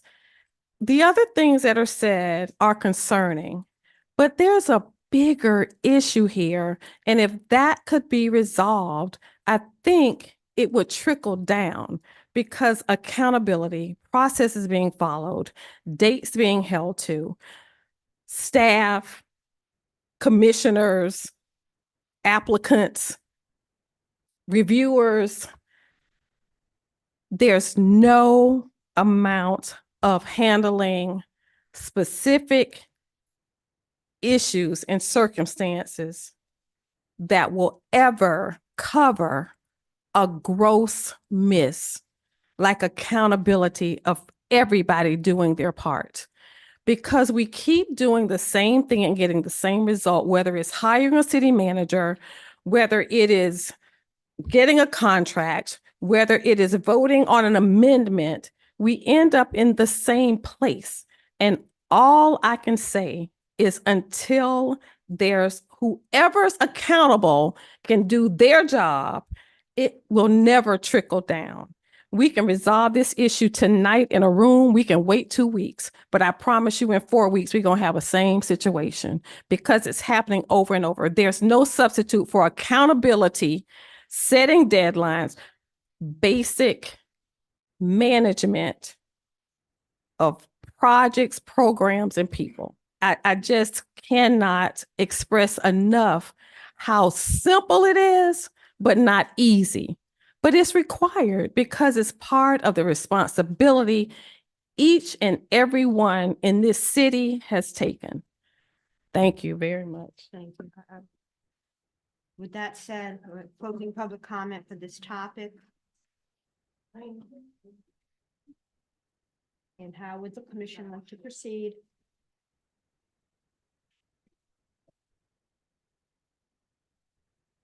I made my comment already. Okay.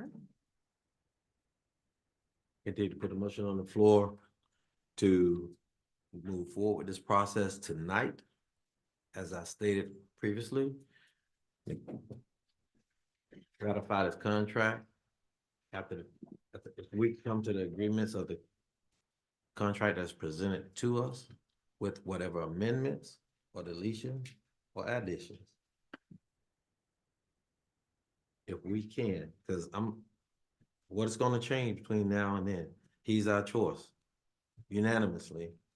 Not unanimously, but go ahead. You did, we all did, so we're talking about a contract, not whether he's our choice. It's a contract at this point. And so we can move forward or be held hostage to threats, violent emails, or fear. I remember going to the Florida League of Cities conference, and the speaker say, when you go back to your home, make bold moves. All of us heard that. So we're gonna get ridiculed no matter what we do. So I would like to leave here with dignity and respect. And you can see the lack of respect by being called you people. So would like to put a motion on the floor that we had the two parties come together, make a decision, and give us the agreement tonight. We'll make a decision on it. Commissioner McCaskill. And I would like for them to, for that motion to include, I'm comfortable with the 162. You all can, the I said the 162. I don't know where that will put him, with the additions, but please, I'm in favor. with Kind that. of offer. I would second that. I agree as well. Okay, we have a motion and we have a second. For what you made a motion. Yeah, he's second. Yes, that's what I'm saying. I'm reiterating. Thank you. We have a motion and a second. All in favor? Aye. Nay. Can I get some I'm guidance? I was, yes. we made So this. the motion is for us to proceed with contract negotiations. This is the one city employee that the city commissioners are responsible for hiring. So it is you that need to negotiate that contract. So if I'm understanding correctly, you want to negotiate the terms tonight, right now, with Just Mr. did. Bell in this public forum. We just did. We just clarified it's a counter to him. So if he's gonna take the 162, So there's a lot more than just the salary that was in the counter offer. The changes to the original Don Holmes city manager contract have been changed significantly. And so I'm going to defer to Susan because I certainly don't want to be in the difficult position of having to negotiate terms against my future boss. So as you can imagine, that is why we have an employment law attorney to help facilitate this process. So you need to speak with her about all of the terms in the counter offer. Ms. Madam Mayor, McCaskill? I do need to recap the results of that motion when you have time. I'll let Ms. McCaskill speak first. We didn't finish anyway. We didn't do the nays. We just did the yays. I heard somebody yell out nay, but I don't know who it was. So I think we need to start over and maybe roll call it. Because that it was not clear. So roll call, please. All in favor? Thank you. Commissioner Tammy McCaskill? Yay. Yay. Commissioner Justin Campbell? Yes. Commissioner Will Jones? yes. Commissioner Rufus Borum? Nay. Nay. Commissioner, Mayor Robbie Correa, sorry. Nay. Thank you. We have three yeas and 2 nays. Ms. McCaskill? Ms. Searly, if she can, well, we're done. I was gonna ask you a question, but that's okay. Okay. So we are now deferring to Ms. Erdely in regards to the specific changes in the contract, so she can further explain them and what we are trying to negotiate.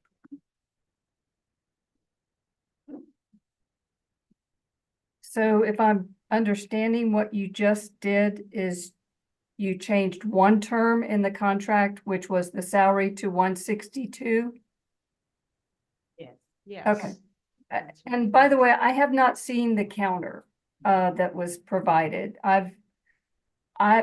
Just so you understand what I did is I took the contract that you had, the city had with its previous city manager, and there were some dated terms, so I updated them, but I accepted everything, all the terms from that contract into the new form, and the design of that was hopefully this candidate will be successful and come on board, but the next candidate will have the same updated form.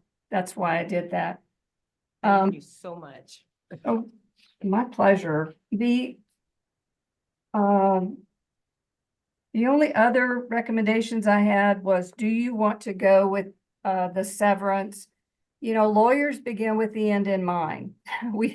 I hope this is very successful, and if it isn't though, or at the end of this candidate's career here, when he leaves, he's going to leave with taxpayer dollar in his pocket. And I've seen how that plays out. So the 20 weeks is what you're allowed to give, the maximum you're allowed to give by law for a severance. It is not required. And so I accepted what you had in your previous agreement. And it is within your purview, just as it was for the $162,000, to change that, leave it alone. In my email to Ms. Jones, I let her know the consequence of when someone leaves. That's an expense. I estimated it to be around $70,000 in salary alone. If this candidate stays and leaves, you know, within a year. So that's something that you need to decide. Do you want to pay the 20 weeks? Do you want to pay 10 weeks? Do you not want to pay any severance at all? And then if you go back to the candidate, he has the option of saying yes or no too. This is the negotiation process.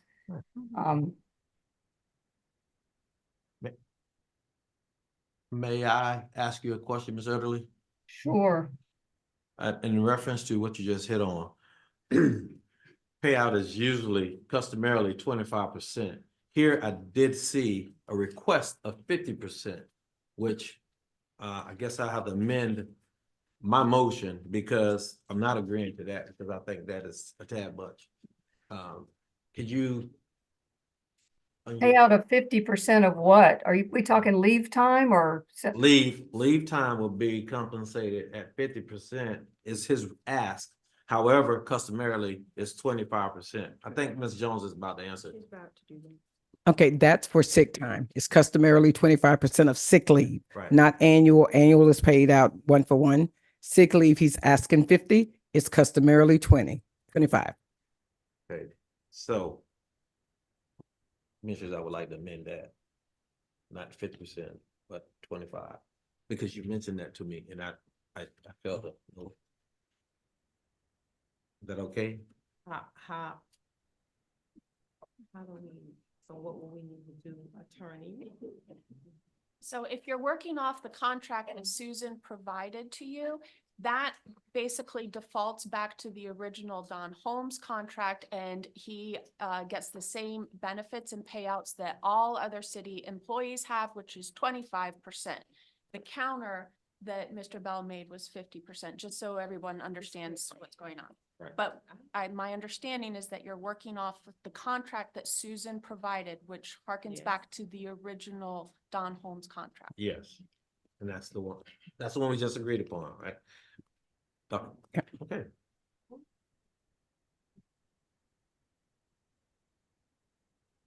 Anything else from Ms. Erdely? And we didn't discuss the severance. It's at negotiating, Mr. Bell, at 20 weeks. Do we want to go with the 20 weeks? Severance? Will you accept 10 weeks, Mr. Bell? No, why don't we summarize everything and not do that? Please. I won't negotiate. We'll let him come up later. We'll come up and do Wait a that with minute. everything. We need to, I think, discuss everything. So we're here, we're doing that.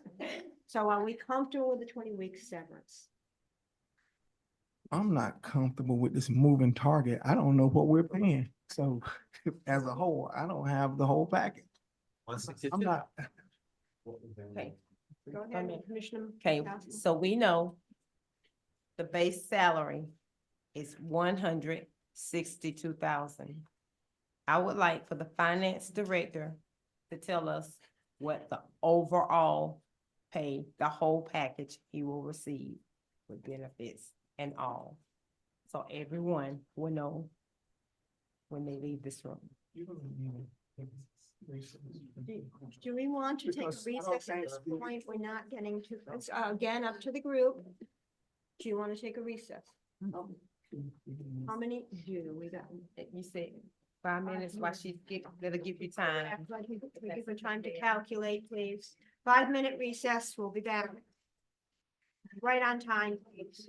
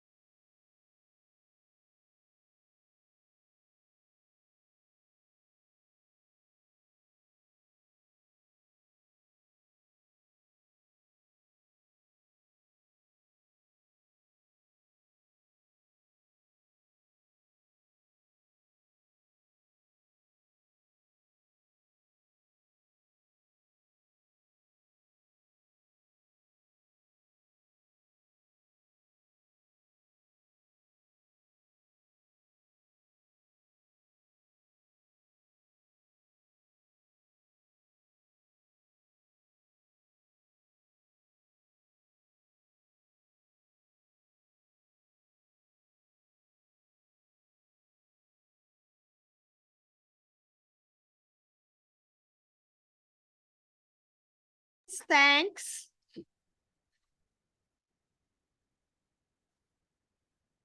Ms. Early, just to kind of start us off, could you read the summary page, the main points of the?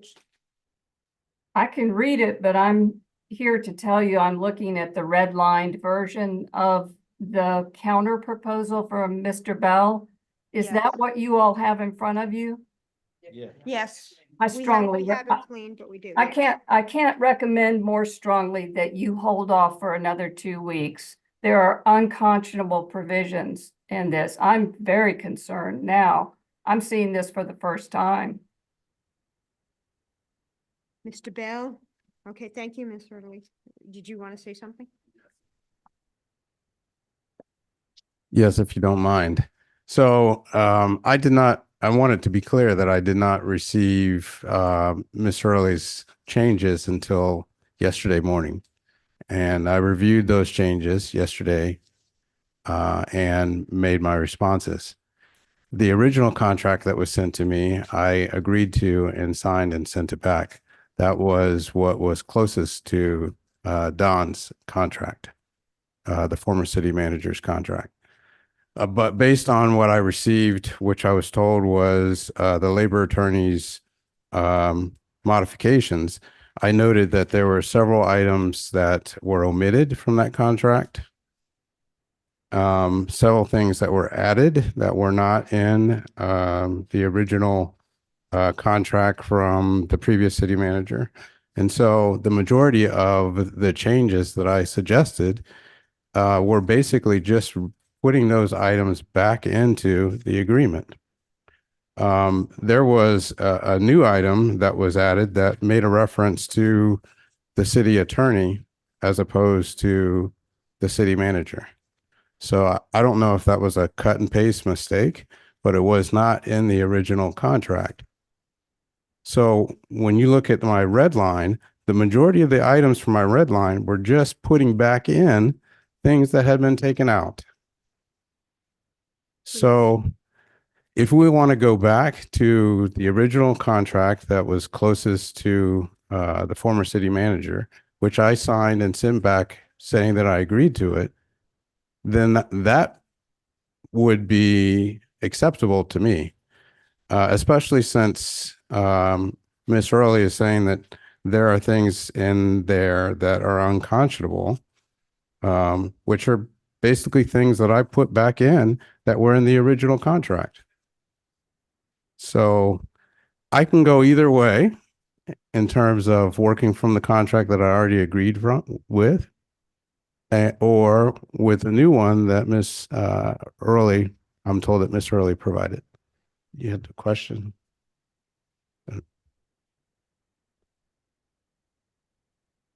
Ms. Early, is she still present? I've been pretty clear. I don't, first of all, I don't know if the contract that was provided to me was the contract that the city had with Don Holmes, or if there had been changes. I think I've been pretty clear with you all. If you push this through, I just don't see a reason you need to do that. And one of the things that concerns me about this contract is that this candidate can leave in 6 months and receive 20 weeks of severance pay in 6 months. That's in both contracts. I don't recommend it. Frankly, if the intention is to come there and be successful, why would you push back on at least agreeing to stay a year with severance? The other thing is that there's language in here about being convicted of a crime, that severance would not be payable if the city manager was convicted of a crime. Think about it. If someone is charged, I'm not suggesting that Mr. Bell will be convicted of a crime. I seriously doubt that, but it takes time to convict someone of a crime. So you could have, disregard Mr. Bell, but you could have a city manager candidate who commits a serious crime, and you have to pay him the 20 weeks because the conviction may not come for 2 years. So. Not what, I'm sorry. And then the adding language in there about willful carelessness is, we arranged for him, the way I wrote the contract is he would not be entitled to any severance if he acted with misfeasance or malfeasance or was otherwise guilty of misconduct, which constituted conduct demonstrating disregard of the city's interest. He insisted on the language willful. And then there's another concern I had about if he resigns during the 90-day period before or after an election, it shall be deemed a separation without cause, and he's entitled to severance. That's very unconscionable, very one-sided. I've never seen that language. That's ICMA language. Yeah, well, I've not seen that in a city manager contract. You have the right to do this, city commission. I don't recommend it. Ms. Erdely, do you have your contract up? I'm sorry. Yeah, I'm sorry. please, Ms. McCaskill. My question today to Mrs. Jones was that the contract?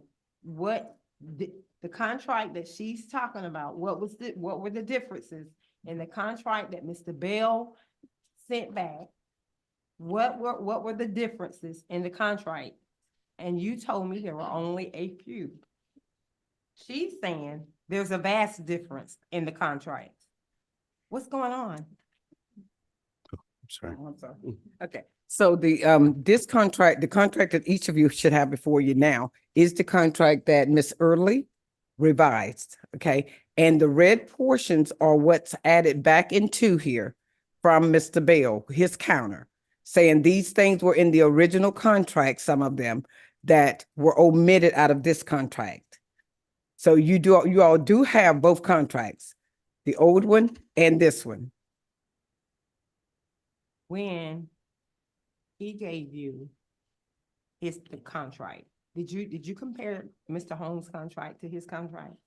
Did you compare the two? To the Did you compare the two? revisions? No, Revisions. no, when he gave me back the original, because the writing, like I said, Even the original one, did you compare the two? to this one, The original contract, right? when the original contract, right? You said there was she sent it to Susan Early. Okay, She made yes, some okay, some changes, right? yes, She recommended some changes. yes, Susan did, and these are the changes Susan recommended. When I Okay, I think listen, everyone, I think we need to hold on because I need to look at some, I have some questions. There are some discrepancies in the conversations that we had earlier today. if you could just restate, Commissioner, because you're asking me if I compared. When I talked to you earlier today, you informed me that you went to our attorney because she recommended some changes. And the Yes. changes were different Yes. from the last 3 contracts. Right, From there, she deferred them to Ms. Early. correct, Okay, now, Mrs. Early is saying that there are some vast differences in the contracts that she's seen. You told me there were some differences, but there were minor differences. Now, he's saying it was like there were like typos, not much. There isn't much of a difference. It was just like reverses of 20%, sick pay and the 50%. Yep. That's not what Mrs. Early is saying. Who's saying Ms. Early is right? Because I saw those Okay. as well. But what I'm saying, that's not what she's saying. So there are some discrepancies here that's concerning me, that I think we need to make sure we get clarification on. I don't want to hold off on this process, but I want to make sure that you get due diligence and it does not come back on you. I want you to have this to be a fair process for you, Mr. Bell. Now, I don't know, I want to hear from the commission, but I'm Yeah. having some concerns right So now. if I may just speak on the things that Ms. West and I talked about before it was deferred to her, they are in Mrs. Early's contract. Nothing has changed. The 3 years are there, the 20 servants, all of that language is still there. Now, the things that Mr. Bell has countered in here was things like he changed, which you all were countering back, was the 25 and the 50. Okay. One thing, the one typo there, I think he did add some language in here himself as to wanting to be able to still teach and consult as long, yeah. So he added that language that was not in the other contract, that's added into here, something in his counter. Under one part in C on the term, he or otherwise expressed or written consent of the commission, which is something he added in, was not a part of the other contract, but he added that language in. The parts that he are omitted from the other contract, he clearly states on the side of there that these were omitted from the previous contract. So there's clear guidance in here if it was something omitted or something he added that he wanted to counter back.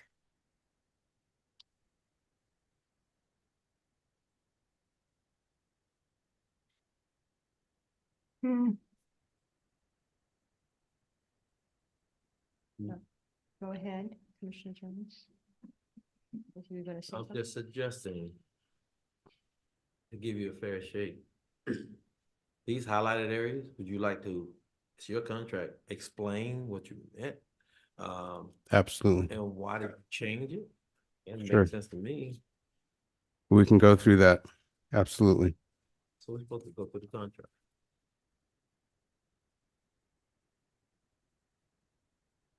So if you look at section 3, that's where the first adjustment is made. In section A of section 3, it previously said the city attorney shall serve for an indefinite term. And that was what came back from the labor attorney. And my correction was it should be the city manager, not the city attorney. I think that was a typo. Going to section C of the term, I indicate that it otherwise has express written consent of the commission. That is giving me permission to be able to teach and consult as long as it doesn't interfere with doing my job and being available for my job. Section E of that term basically states that for consulting and teaching, as long as it doesn't interrupt or conflict. And I can read the exact language. Section E says the commission, by way of this agreement, acknowledges Bell will be able to teach and consult only on his personal time and only in the event that such engagements are not in conflict with his service to the city as city manager, and such actions do not interfere with his ability to work for the city as city manager. Were there any questions about that? Commissioner? Teach, Yes. like, teach, Seminars,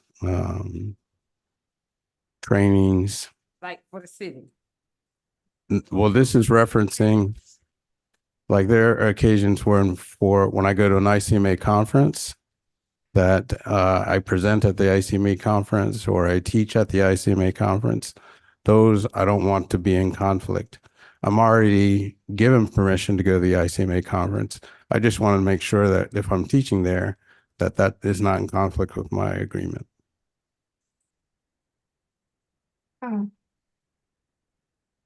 Should I go on? Okay.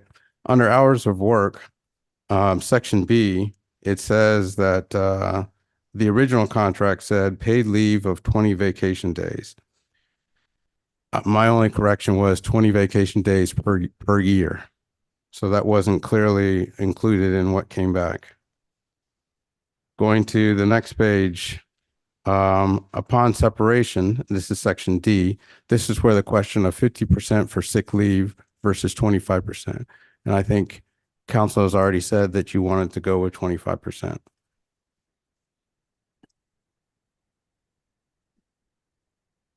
Going to section 5, termination and severance pay. In the original contract that I was given, it said that with the 20 weeks of severance, that the city would continue to pay into the retirement benefits during that 20-week period. So I just put that back in because that was in the original contract. Somehow or another, it got eliminated from this contract. Then you go to section 5 under termination and severance pay, section C. So I did change in this. There was a reference to 6 months probation. The original contract indicated 180 days. So I changed it from 6 months back to 180 days. I think that's a lot clearer than 6 months, especially if you have February in there. I went on to change that if the city manager is convicted or pleads guilty, which was in what Ms. Hurley sent us, the only things that I added were the word willful, like she said, acts of misfeasance and nonfeasance, willful misconduct, willful carelessness or negligence, willful substantial disregard. So really, the only word that I'm including in there is the word willful. At the end of that section, I incorporated what was in the original contract, which said Bell may only be terminated or forced to resign, whether during or after the probationary period, in accordance with Article 3, Section 37 of the City Charter and Code of Ordinances. That was in the original contract. So I don't see that there should be any issue with me bringing that back from the original contract. That I believe the HR had already indicated was in the contract for the previous 3 managers. Going on to section E of termination and severance pay, I said if the commission acts to reduce the city manager compensation or the benefits, Bell may consider this as separation without cause, and Bell will be entitled to severance. That was in the original contract with the previous manager and the previous manager before him. That was section 12 of that contract. Somehow it got eliminated from this contract. Item F, if Bell should resign during the 90-day period before, during, or after an election, it shall be deemed a separation without cause. So here is a clear addition that I added, and that is looking at contracts across the country. I sit on a national committee with ICMA for assistant city managers and city managers, and there is an issue across the country with elections and the termination of city managers as a result of different people coming into office. And so in order to combat that, if there's an election, these contracts are beginning to include a clause that allows for a manager to leave because of forced resignation as a result of elections. This is an area that the commission can agree to or disagree to, but this is increasingly something that is included in contracts across the country. The next item, F, if Bell should resign during the 90-day period, well, that's what I just referred to. Yeah. Okay. Thank you. So the change that I suggested there, originally it said within 10 miles of the city of Palatka, if you're not able to find suitable housing in the city of Palatka. I added only if you're unable to find suitable housing. I mean, if there's good faith effort and you're not able to find suitable housing, then in that case, it would be within 10 miles of Putnam County, as opposed to city of Palatka. The next one was the salary. Like I said, this includes 168, which was in the contract and in the offer letter that I was given. I don't think that was something that was said. I was given an offer letter for this position, and that offer letter said 168,000. And so that's what I agreed to. Going to section 8, performance evaluation goals and objectives. I'll come back to that 168, but section D, The review and evaluation process shall be established by the city commission. The previous contract said, and shall be constructive in nature to enable Bell to improve his abilities and service to the city. That was in the original contract. I just included in here. I think that's sensible because performance evaluations should be formative. They should help you in getting better. It shouldn't be punitive in nature. Again, just re-including what was already in the original contract. Going to item F, the city human resources professional shall be responsible for scheduling the city manager's annual review. I added failure to perform the city manager's review as determined and described herein in a timely manner shall not be justifiable reason for delay in base salary adjustment. What commissions are doing is they're delaying the review process as a mechanism for not providing salary increases. So this clause is being included to say, if you commit to doing a review as a mechanism for salary increase or adjustment, then do it on time in a timely manner. Section G, the city manager shall be required to maintain ICMA credentialed manager status. That wasn't in the previous contract. This is something that I added because I think it's important for the city to be represented and directed in the city manager role by somebody who has a credential, and that credential should be taken into consideration when looking at salary. So that everybody is aware of what the ICMA credential manager is. It means that a jury of my peers reviewed the last 20 years of my work and said that I have performed at a level that is acceptable for a credential. Only 1,353 people in the country have the ICMA credential manager certification out of 30,000 members of ICMA. So it is an indication that you have reached a certain level of city management that says that you are capable and credentialed to be able to run a city. And also I should point out that when you're up for credential, it is a blackball process. They put your name out with everybody else that's in your class of credentials to all city managers across the country and offer them an opportunity to say that they object. So when you get credentialed, that means that every city manager had an opportunity to stop you from getting credentialed. All right. Going on to section 9, other benefits. I said the city shall, at the city manager's request, provide the necessary documentation for student loan forgiveness. Ms. Jones indicated that she does this on a regular basis anyway, but it is something that you'll increasingly find in city manager contracts so that if you are a government employee, you are eligible for student loan forgiveness, and it's just a matter of filling out the paperwork. Some commissions are withholding filling out the paperwork because of salary negotiations. And I don't want that to be an issue for us. So it is included in the contract. It's not affecting money. It's not affecting severance. Section 10, retirement deferred compensation. Should severance be awarded, the city shall continue to pay into the manager's retirement during the severance period. That was in the previous contract.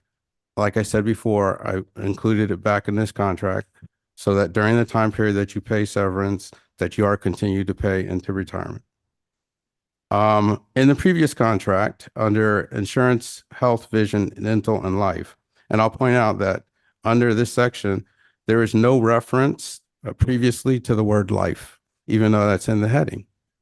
So in the old contract, it did indicate health, vision, dental, and life, and what the city was going to pay for that. So that I just incorporated that from the old contract back in, where it said in the old contract, 100% of vision and life is paid for by the city. That's the only change. That was what was in the previous contract. Going to the next page, 13, still on section 13, indemnification. I indicate that the city shall bear the full cost of any fidelity bonds. Now, you may have heard that once I was selected, I was told that I could not begin work because I didn't have a bond, and I needed to go out and purchase a bond and provide that to the city. Now, I've been bonded several times as a city employee and as a city manager. I have never had to go out and get my own bond or pay for my own bond. Okay. In the previous contract that I agreed to and signed and sent back, it said that the city, this language here, the city shall bear the full cost of any fidelity bonds. Somehow or another, that was in the old contract and it got eliminated in the new contract. But the reality of it is, if you look at ordinance, I think it's 2.137, there are a number of city staff members that should be bonded according to that ordinance. And nobody is paying for their own bonds. So, no. Two, okay. All right. 2 out of the 5, I think, that are listed in that ordinance. So I wanted to make sure that we re-included this in the contract so that we were being equitable with what previous managers were given. Section 14, Code of Ethics. I added ICMA to that under the Code of Ethics because, yes, there is an FCCMA, Florida City County Managers Association Code, but that is underneath the ICMA National Code of Ethics. So I believe that it's beneficial to all of us to reference it there and attach that code of ethics to this contract. Now, the labor attorney indicated something about leaving in under a year. The ICMA code of ethics requires that in order to be in good standing, you have to stay in a community for a minimum of 2 years. I mean, that's part of the code of ethics. So this idea that I would leave as an ICMA credentialed manager, I would risk losing my credential if I left in under 2 years. So I'm advocating for including that code of ethics in this document. General provisions, and I think we're almost at the end. Yep. General provisions. The only thing that I suggested adding here was participation in any activities on behalf of the city. Oh, and let me say this. Section B under general provisions has a section that was added about election activities. That wasn't in the old contract. This whole section came out in the new contract. I've never seen it before. So instead of advocating for deleting the whole section, I only indicated a modification. And basically what this section is talking to is that city managers should not be politically active. You shouldn't endorse one candidate over another candidate. And that's part of the code of ethics. I mean, that's reasonable. What I did not want to have happen is, as a city manager, you go to a city event and you're at a city event and there's an individual, whether it be a commissioner or a county commissioner, that's there campaigning at that event.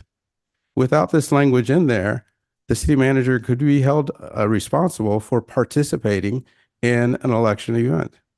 And that's not the case. So this, what I added, just clarifies it so that a city manager cannot be held responsible if you are representing the city as a duly appointed person in this role at a city event where a commissioner, I hate to use this term, roguely decides to campaign. That's not the responsibility or fault of the city manager. And I think that should be clarified in this contract if you're going to put this language in there that says that the city manager is accountable or could be fired for participating in election events. And that's pretty much it. So I heard the commission say that they would prefer to go at a salary amount of 162, and that is amenable to me. I'd be willing to do that.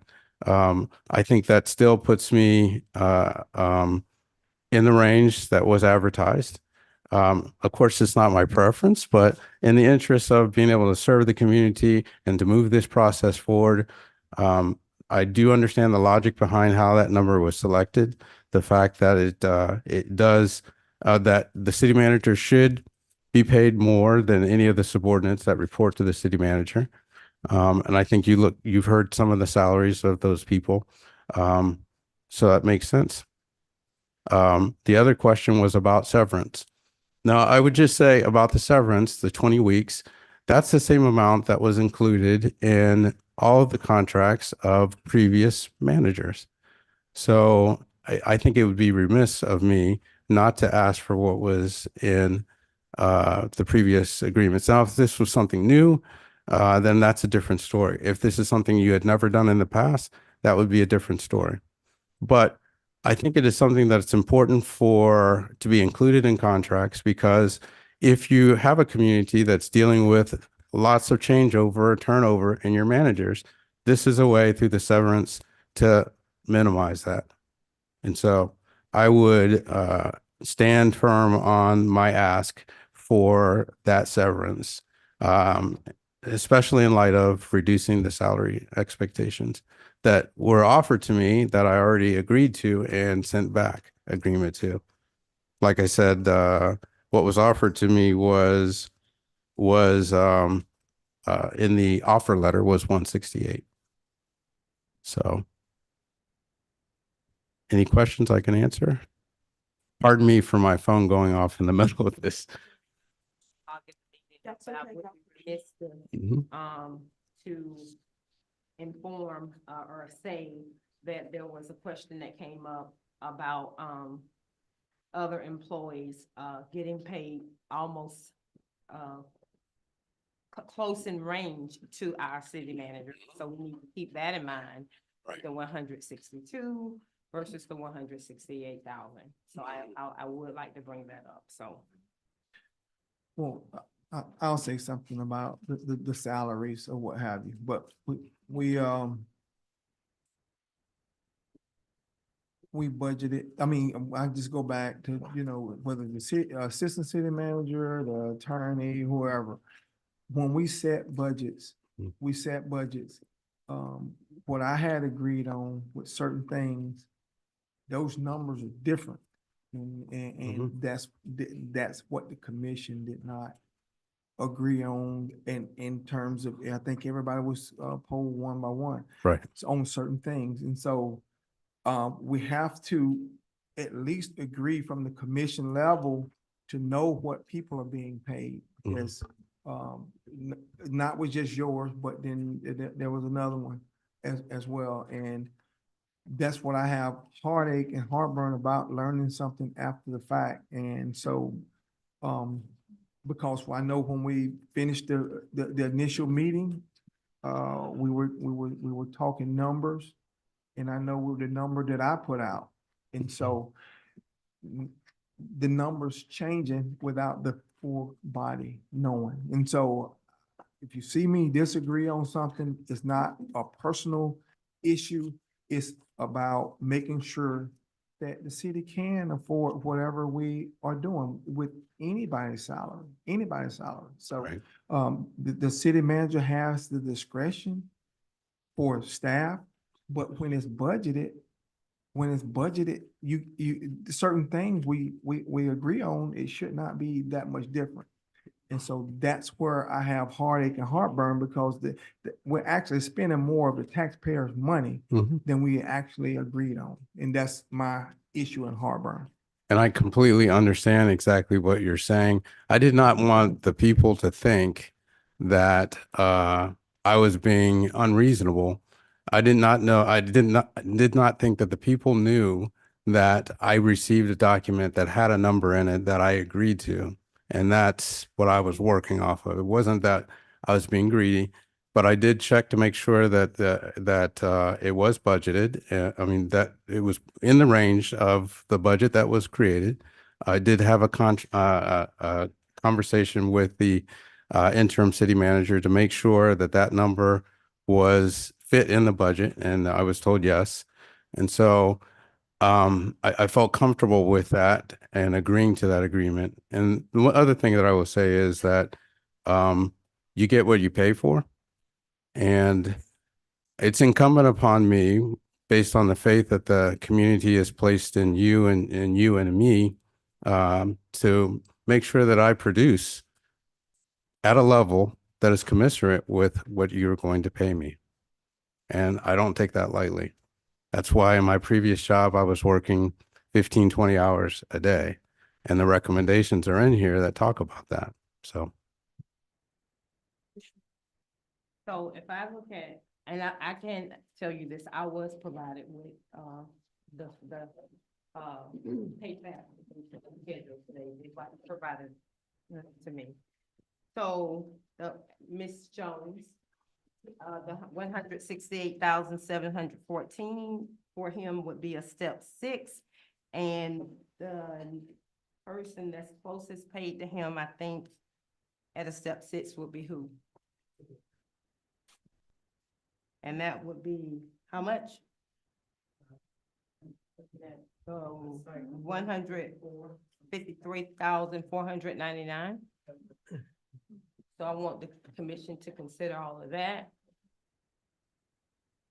Did you get the numbers that I asked you for? Yes, I have the numbers. Can you please share that with us if you don't mind? Okay, sure. So at the salary amount of 162,000, the fringes would consist of 3 components: the FICA, the pension, and life and health insurance. So FICA would be 12,000. The pension would be at 30.8%, 49,000. Life and health would be 21,000. So the salary is 162,000. Fringe benefits with those 3 components is 83,000. And therefore, the total package would be 245,000. And that's, Okay, go ahead. you know, so that's the full package amount. What's the full package for the attorney? For the attorney, give me 1 second. I believe I need to confirm, human resource, please. The attorney amount is at 154? 153,499. So 154,000, then FICA would be 11,780. The pension would be 47,432, because both employees are general. So they're in the general pension. Yes, ma'am. And life and health would be approximately 20,000. So the total package at that salary of 154,000, total would be 233,000. So $12,000 difference. Yes, $12,000. Just something for the commission to think about. So my question would be, I mean, and this is off subject, but we came off of a budget. We were presented with 136. And then there was some individual negotiations. And the number I committed to was different than what is there. So we're having creep.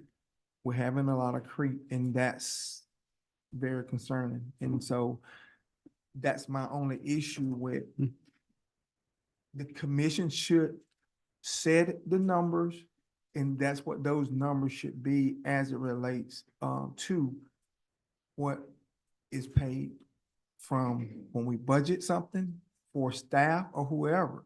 And so that's my concern with what we got. We got a budget creep that the commission don't know about. If I may respond, sir. Let me make sure I understand what you're saying. In the budgeting process for the city manager position, we actually budgeted like 175,000 in the budget itself that we're living under right now. So I just want to make that clear. And then when we had that meeting, like, you know, when we were here and someone said, I want input from the finance director. What we were talking about was what was the exit amount that the previous city manager left with. And that was like, I think 131,000.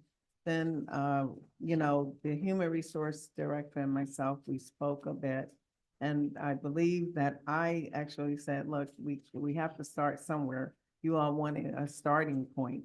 And I mentioned 145 to 150,000. That should be the minimum starting point to negotiate for this position. That's my recollection. So that's where we started, from that range, but then as that process went forward with human resources for competitiveness and looking at the fact that we already have one person or a position at the 155 or 154, all those factors came into play.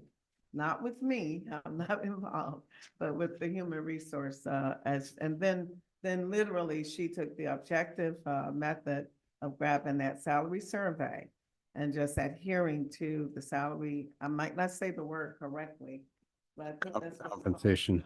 Survey, Whatever. okay, I'm sorry, salary study, and she took that and then applied the same process that was applied to the salary that is next to what has been proposed for the city manager salary. And so that's the best that I can. Right, help you. I just think that those type things the commission need to know about those things because we are the ones that the people, the community come after Mhm. when we don't deliver on, if we're overspending and we don't generate much revenue from our millage rate. And so we survive off about 60 to 70% of grants. Right. And so we get about roughly about 3.5 to $4 million a year just with a millage rate. So we can't, we gotta be careful how we kind of spend. And I know that the city manager has to make more than his subordinates, and I understand that. But we still need to talk about that number, and we all need to agree on it, and it doesn't need to come by surprise. That's my issue. Madam Mayor? May I make a comment quickly? Thank you. I just wanted to say I appreciate the sensitivity that the commission has had about the discussion of salaries. I know that the staff oftentimes gets uncomfortable when we talk about what that number is, even though we're public employees and this is public information. I appreciate that you have treated it with sensitivity. And in that regard, I would hope that we could, based on the conversation I just had and what I went through, be able to move forward tonight with this agreement. I do have folks that have been here patiently that are here to do the swearing in the service, and people that have driven from Gainesville, and even one of the members of the county commission who's going to do my swearing in. So St. John's County Commission. So if there's a way that we can come to an agreement tonight and move this forward, I would really appreciate that. What's the pleasure of the board? Well, I know that. How much that we accept the contract as presented with the modification of the salary and the 25. 25% for 10 weeks or so. Second. The motion is second. All in favor? Aye. Any opposition? Nay. Nay. I'm still on my moving, I'm going based on my city, my labor attorney. It did pass by majority. Right, it's passed. So did you get that, Sonny? I'm sorry. No. Pass. Pass 3-2.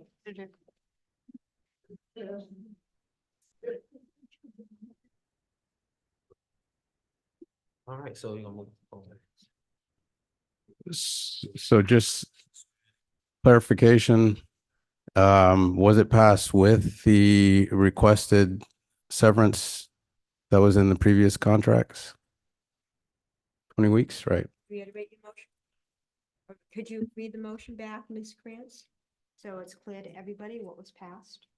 I don't know what was in. The motion. Joan. She got it.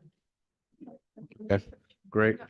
Do you need clarification? clarify Because the motion, Susan is going to be Yes. drafting the final contract and she needs to know. Yeah, so we just, that's what I'm asking for, to read it again, so we have clarification. I'll be honest, if it was me, I would go back and listen to this audio again. Motion to, because I hear a lot of chatter from back Okay, there, and I'm really let's just- struggling right now. Motion to accept the contract as presented with the modification of the salary and the 25%. And then I think I heard 10-week severance. Yes. I did it. Okay, thank you. Then I was right. Maybe I wasn't as bad as I thought I was. That was what it was. So the salary of 162,000, 25% versus 50% in terms of time, and severance 10 weeks versus 20.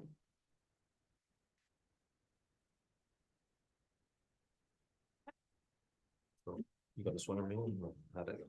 Well, yes, we're going to do that now. We just had to get through this.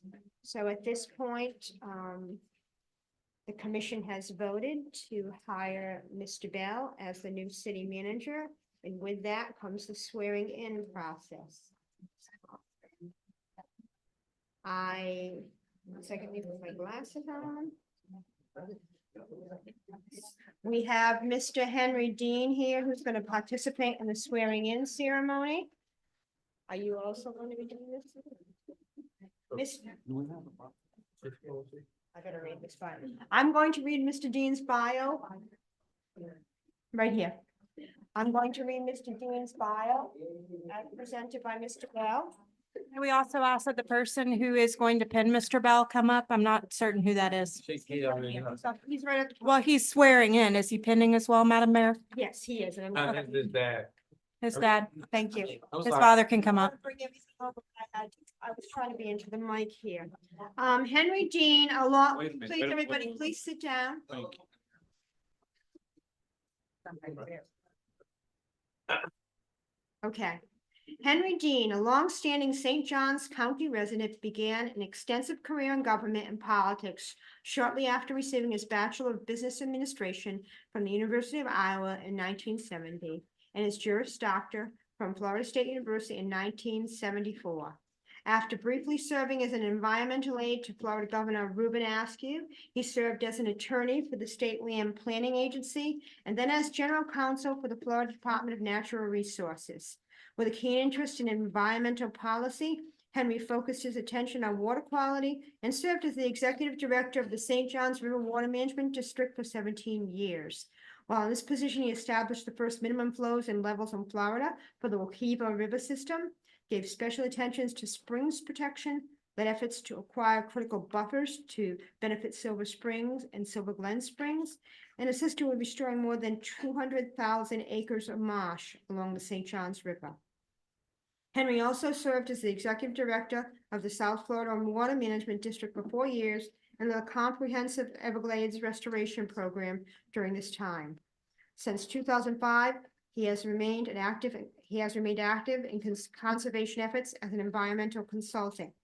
Henry Dean was elected as St. Johns County District 5 Commissioner in 2016 and reelected for a second term in 2020. He is a member of the Florida Bar and served on the board of directors for both the Audubon of Florida and the Interstate Council on Water Policy. Henry has 4 children and currently lives in St. Augustine Beach with his wife, Melanie. Mr. Dean. As we swear in, let me just say very quickly, if I may, the reason I'm here tonight is that when I went to South Florida 20 years ago to be the director of South Florida Water Management, I put a management team together. We had a lot of problems to deal with, a lot of issues. And Troy was one of my selections that joined my management team. And we did, I think we accomplished quite a bit when we were down there, and he was kind enough to call me a week or two ago and ask if I'd swear him in. So I was very honored to be here tonight. All right.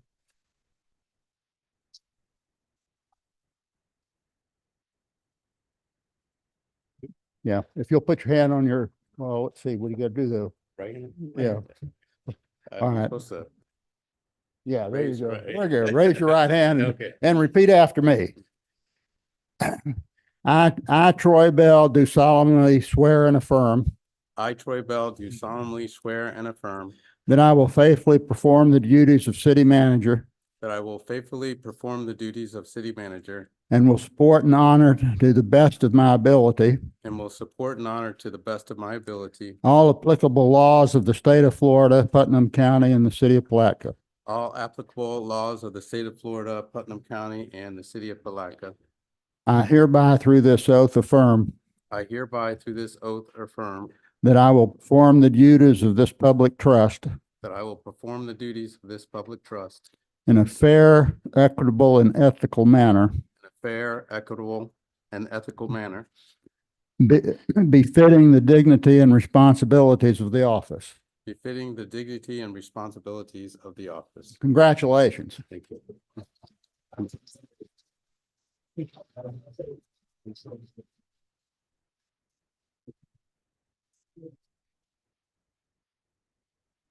I think you get a, Oh, look. something for your, trouble. Thank you.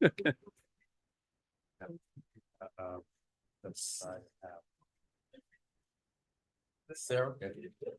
Sarah? Yeah, the question you asked me, I'll answer right there. Question you have for me? I'll answer right there.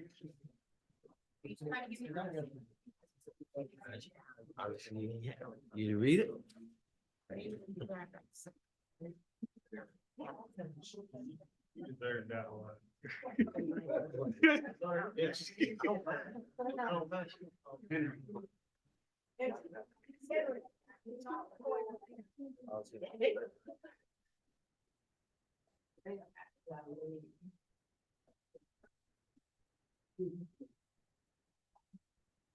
Thank you. Welcome, Mr. Bell, to the city of Palatka.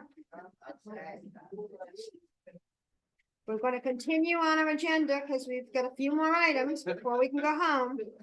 Our next regular business is adopt resolution 2024 R31, creation of a charter review committee. Ms. Krantz? R31, thank you so much, Madam Mayor. And if I may, I'll tell you that we have quite a few members of the Charter Review Committee still sitting in the audience with them. So thank them so much on behalf of city staff, and I know the city as well, for their interest in serving. Resolution 2024 R31, a resolution of the city of Palatka establishing a Charter Review Committee, providing for qualifications to serve on the committee, providing for effective and sunset dates, and providing for scrivener's errors. Thank you. Second, you have a second? All in favor? Aye. Any opposition? Thank you. Okay, no, okay. Now we just have to move on. Appointment of the Charter Review Committee, 10 members and 1 alternate member. Applicants are Tom Dolan, Tasha Gibbons, Annie Svetlik, Annie Davis, Matt Schuler, Lee Ryan, Audrey Wise, Jeremy Davis, Tiffany Parker Flanders, Leaver Kitchens, and Terrell Hill. On to, is any of those folks still present? I think Mr. Leaver, no, she's still there, and okay. Madam Mayor, if I may, I don't know if myself or Mr. Griffiths is speaking to this item. That's fine, Mr. Griffith.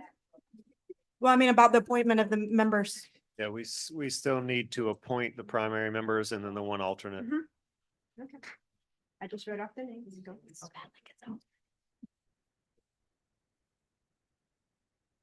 But yes.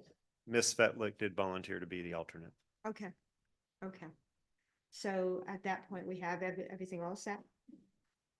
And if I may, I want to mention that Miss Audrey Wise was on, she was my appointment. Okay. And she was on Zoom for a while, but she had to leave, and she just wanted me to let everyone know that she's been in constant contact with me. So thank you. Thank you. And so so Ms. Fetlick is the alternate, Yes. and who's the primary? The other, all, Yeah, all okay, of them, all right. yes. Moving on to adopting resolution 2024 R32.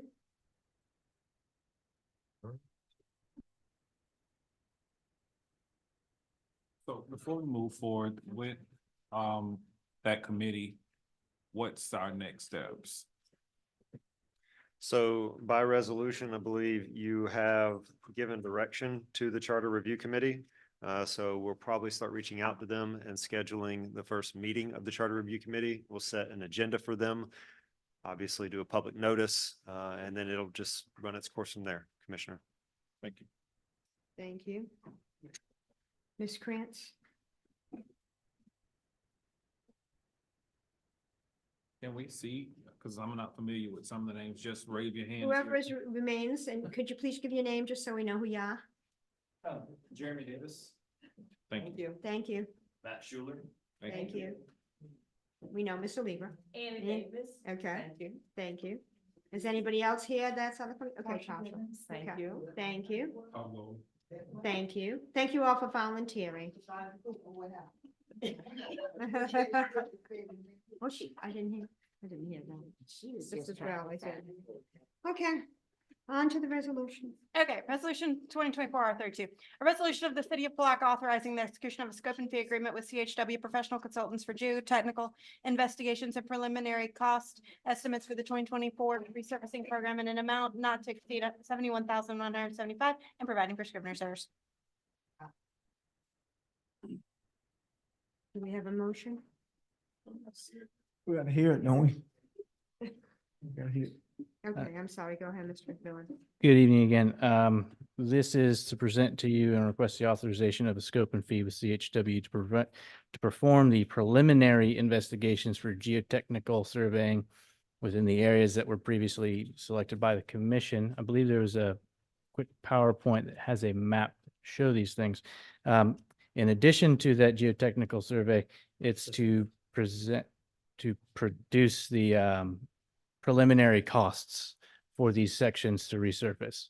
So this is the first phase of the process to select roads for resurfacing this year. So as a work product from this, essentially you would have a rough estimate of what that cost would be to actually resurface. When will we get that estimate? When could we expect it? Is that, yeah? At the conclusion of this work process here. So this, I guess, scope and fee would actually be to produce the estimate for resurfacing. So, Mr. McMillan, I believe we have a representative from CHW here. Would you mind speaking to how long you think that process will take, sir? Commissioners, thank you. My name is Jim Harriet from CHW. Pleased to be here. Probably looking at 6 to 8 weeks. Our first step coming out of this contract, if it is awarded, would be to talk to the city staff and figure out what they needed and by when, and work it into our work schedule. But 6 to 8 weeks. Would you like it sooner than that? Yep. Yesterday. All right. Yesterday, Yesterday might be difficult, but we will expedite it beyond that. Part of the question I've got to get answered is the geotech work to determine what's under the pavement, so we can get you a good estimate on what we're looking at to fix the roadways. And I need to speak to that geotech based on your approval now, that firm, to get out there and get them scheduled to get out there in the next couple of weeks. Any additional question? No, you heard our constituents talking about holding people accountable, so guess what? That's where we are right now. They spoke, and we're gonna follow suit. I'm first, But so. Yes, sir. Thank you. thank you. Mhm. Any additional discussion? Do we have a motion? Motion approved. All in favor? Aye. Any opposition? Thank you. Thank you. Mr. Griffiths, number 10. Apologize, Mayor, I was making some notes there. So at the request of Commissioner Borum, this is an older item. You've spoken about it numerous times. Commissioner Borum inquired as to what it would take to go ahead and move forward with either the expansion or the creation of a new CRA district. I advised that we had previous estimates under a solicitation that was sent out in 2019 from a planning firm. It was in the ballpark of $30,000. This would be a general fund decision. The existing district could not fund this. So I advised that we needed to bring it in front of the city commission. If that's something you are interested in and you want to move forward, a simple motion to direct staff to put together a solicitation to get qualifications and proposals back is what we would need. And that would take approximately 2 to 3 months. Thank you. We did have one public comment on this particular item, agenda item, Ms. Kitchens.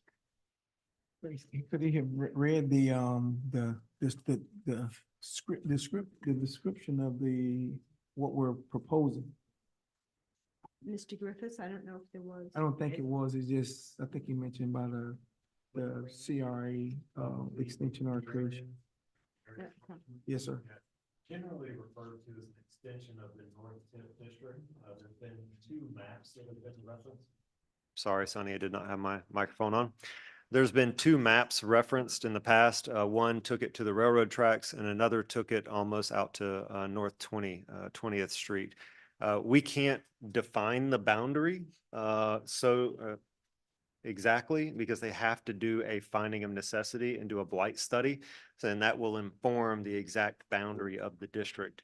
But I believe previous discussions, Commissioner Borum, were kind of focused on generally that area. So expanding the North TIF district, which stops on an eastern boundary of North 5th Street, a southern boundary of Madison Street, out to the west. Just from Madison, just out past, 20, I think it stops around 22nd, North 22nd Street. So in the past, you only had from the riverfront to 4th Street, half of 4th Street, the other half of 4th Street, were not eligible for any of those services. So I think, extending that to the rest of the north side in terms of going from 4th on, because we've had to make improvements in that area before, and those people would have been eligible for the improvements that were made in there, almost $300,000. But anyway, we want to move that from 4th and a half all the way out 11th, and then we want to move it further from Madison, from the train station all the way out to at least 22nd Street. So that will help with the north side stuff. So once the findings determine that that's appropriate, then we would find out more specifically if that would happen. And obviously there'd have to be some commercial included to even get this up and running, unless we do include it in the current CRA district, Central TIF. So there is a rationale to including the commercial corridor so you can benefit from what would be perceived as faster appreciation, and it would go into the tax increment finance fund, which could then be used to address the adjacent blighting area. But again, you do have to adhere to Florida Statute 163 in the finding of necessity and blight study. So. And we do have some brownfield areas in those. That's Johns Meadows. That's also the Rogier's oil back in the area down 11th Street, at the end of 11th Street. And there's also Central Academy area, and it's one other area. So we do have some brownfields area in there that would help qualify for the blight stuff. So that's why I wanted to move to try to help And that. the study itself from 2019 also includes Cypress Mills, and we're not suggesting or talking about that at this point, are we? You could be. Commissioner Borum's for request was clarification. specific to the other area. Ms. Kitchens? Allegra Kitchens, 1027 South 12th Street, Palatka, Florida. I live in an area called the Heights. I have no problem whatsoever with this district on North 11th. If the people want it in this area, then more power to them. But I want to make sure that you're only talking about the north side of Palatka. You are not talking about Cypress Mills. You are not talking about west of the railroad track in my neighborhood. My neighbors and I have discussed this a year ago. We will not have it. I'll put it bluntly. We will sue. We do not intend to be on that CRA, in that CRA district. If this is only North 11th and the people want to be in it, knowing all the ramifications, then bully for them, go for it. But I do not want my neighborhood included in this tonight. I want to be very adamant about it and to the point. If it's North 11th, great. If the people want it, but do not include Cypress Mills in that tonight, and which was to extend to my neighborhood so that our tax benefits would help the developer of Cypress Mills. But regardless of that, we don't want to be in a CRA, and I speak for my neighbors. I believe it said north. Yeah, It does, but under the summary, it says Cypress Mills, and on page 533, it says City of Palatka Heights Mills. And it says it all the way through the body of this thing, and that's what set off red flags. Thank you. So if you'll assure me it's only North 11th Street, more power to the people if they want it, okay? Thank you. Thank you. My request was just for the North Historic, So That's what I thought, and it's been in the offing for years. But when I looked at the body of the thing and it talked about my area, red flags went up. I won't have it. Thank I'll you. make the revision so it Okay. properly reflects the intent. Yes. Stop. it was a reference to the I- previous scope and fee, which included both the areas, and I wanted the commission to understand that the scope and fee for $30,000 included both those areas. It was not a discussion on both areas. Right, that's why I asked for clarification because I knew that. Anyway, how do we want to move forward? Direction is needed. Motion to approve. To approve, Second. giving, staff the ability to move forward with this project. Okay, we hit a second. All in favor? Aye. Any opposition? Thank you. And then we have one more. Commissioner Jones added city water rates. Discussion? This is quick, let Director, speak to it, but this is coming due to the fact of automatic increase on the water rates. And the discussion commenced because someone was on a hardship. We were presented today with some solutions to that, so that's good. Right. However, I just want this board to can we consider sometimes, instead of automatic increases, just review it, a yearly review. I would suggest that, and maybe look at reducing the reconnect fee on the second deposit that's required right now for those who run across hardships and have to have water reconnected. The theory was if they can't pay the water bill, they definitely won't be able to pay the bill and all of the fees included. But it was requested by a citizen to ask, and I wanted to bring it, do my due diligence, and I had already spoke to the gas authority about it and shared the sentiments. We did have a pleasant discussion, and thank you for stopping by. First of all, I wanted to clarify that the Palatka Gas Authority performs an administrative and billing function regarding water, sewer, and garbage for the city of Palatka. The water rates, as you've discussed, you set here, and we don't propose that. Reconnect fees, specifically the reduction of the $25 on reconnect fees. The reconnect fees cover labor, vehicle costs, and administrative costs. That's why they're there. Non-pay reconnects require 2 to 5 customer contacts. We go out and put a door hanger on the door. We turn it off. Then we call the customer, go to turn it back on. And a lot of times there's more than one stop. So a lot of times it's 3 or 4 stops to get it turned on. Not always do customers that say they're going to be at home, are they at home when we get there? And so there are additional times to go out there. I took a look at last year, fiscal year 2023. There were 390 reconnects performed in 2023. The vehicle and labor costs to do those estimated is about $14,884. 52 of those reconnects were after hours. People get home from work, find out they were out of water, and they call. Labor and vehicle costs for that part of it would be $3,324.36. Late notices, mailings to inform folks that they're past due, we paid $1,736.64 in 2023. I guess I'm just trying to show that there are some costs associated with this. It's not just a profit for the gas authority to go out and do it. We're trying to cover some of our expenses.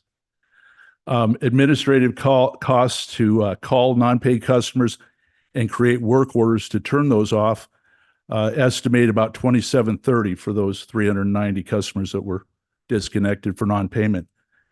The financial impact of this $25 reduction would have been in 2023 about $9,750 in revenues that wouldn't have been realized. Now, I tell you all that not because I'm against this, just because I think you should know the numbers. We're compassionate at the Gas Authority, and we want to take direction from this commission on how you want to move forward. Are there any questions for me about that part? If I could, about the deposits, really has no effect on us. It goes in the bank. It's there to protect against bad debt. So increasing that deposit is just there. It's in the ordinance, not our policy, but in the ordinance, in order to increase the amount in reserve for someone who didn't pay their bill. That's the purpose of that going up. Thank you. Commissioner Barr. Well, it's more of a comment, but Sure. speaking of, but it's not about the connect fees or anything that. Yes, sir. It's more so about the automatic the 3% that I think it was invoked in 2017, 2016, 2017. Okay. So when we, at that point, we did not have funding available to help with producing the revenue to help with some of the infrastructure that we've put in since 2015 to now 20 miles of pipe. So we do have a good revenue stream that we can probably maybe look at that 3% instead of 3%, maybe dropping it down to 1.5 or whatever, or maybe alternating the years to be able to kind of offset some of the costs for some of the residents. And that's something that we can kind of entertain and think about, because I believe the fund is healthy in my opinion. I think it's healthy that we can probably do some alternating. That's the recommendation. Mr. Griffith, did you want to say something?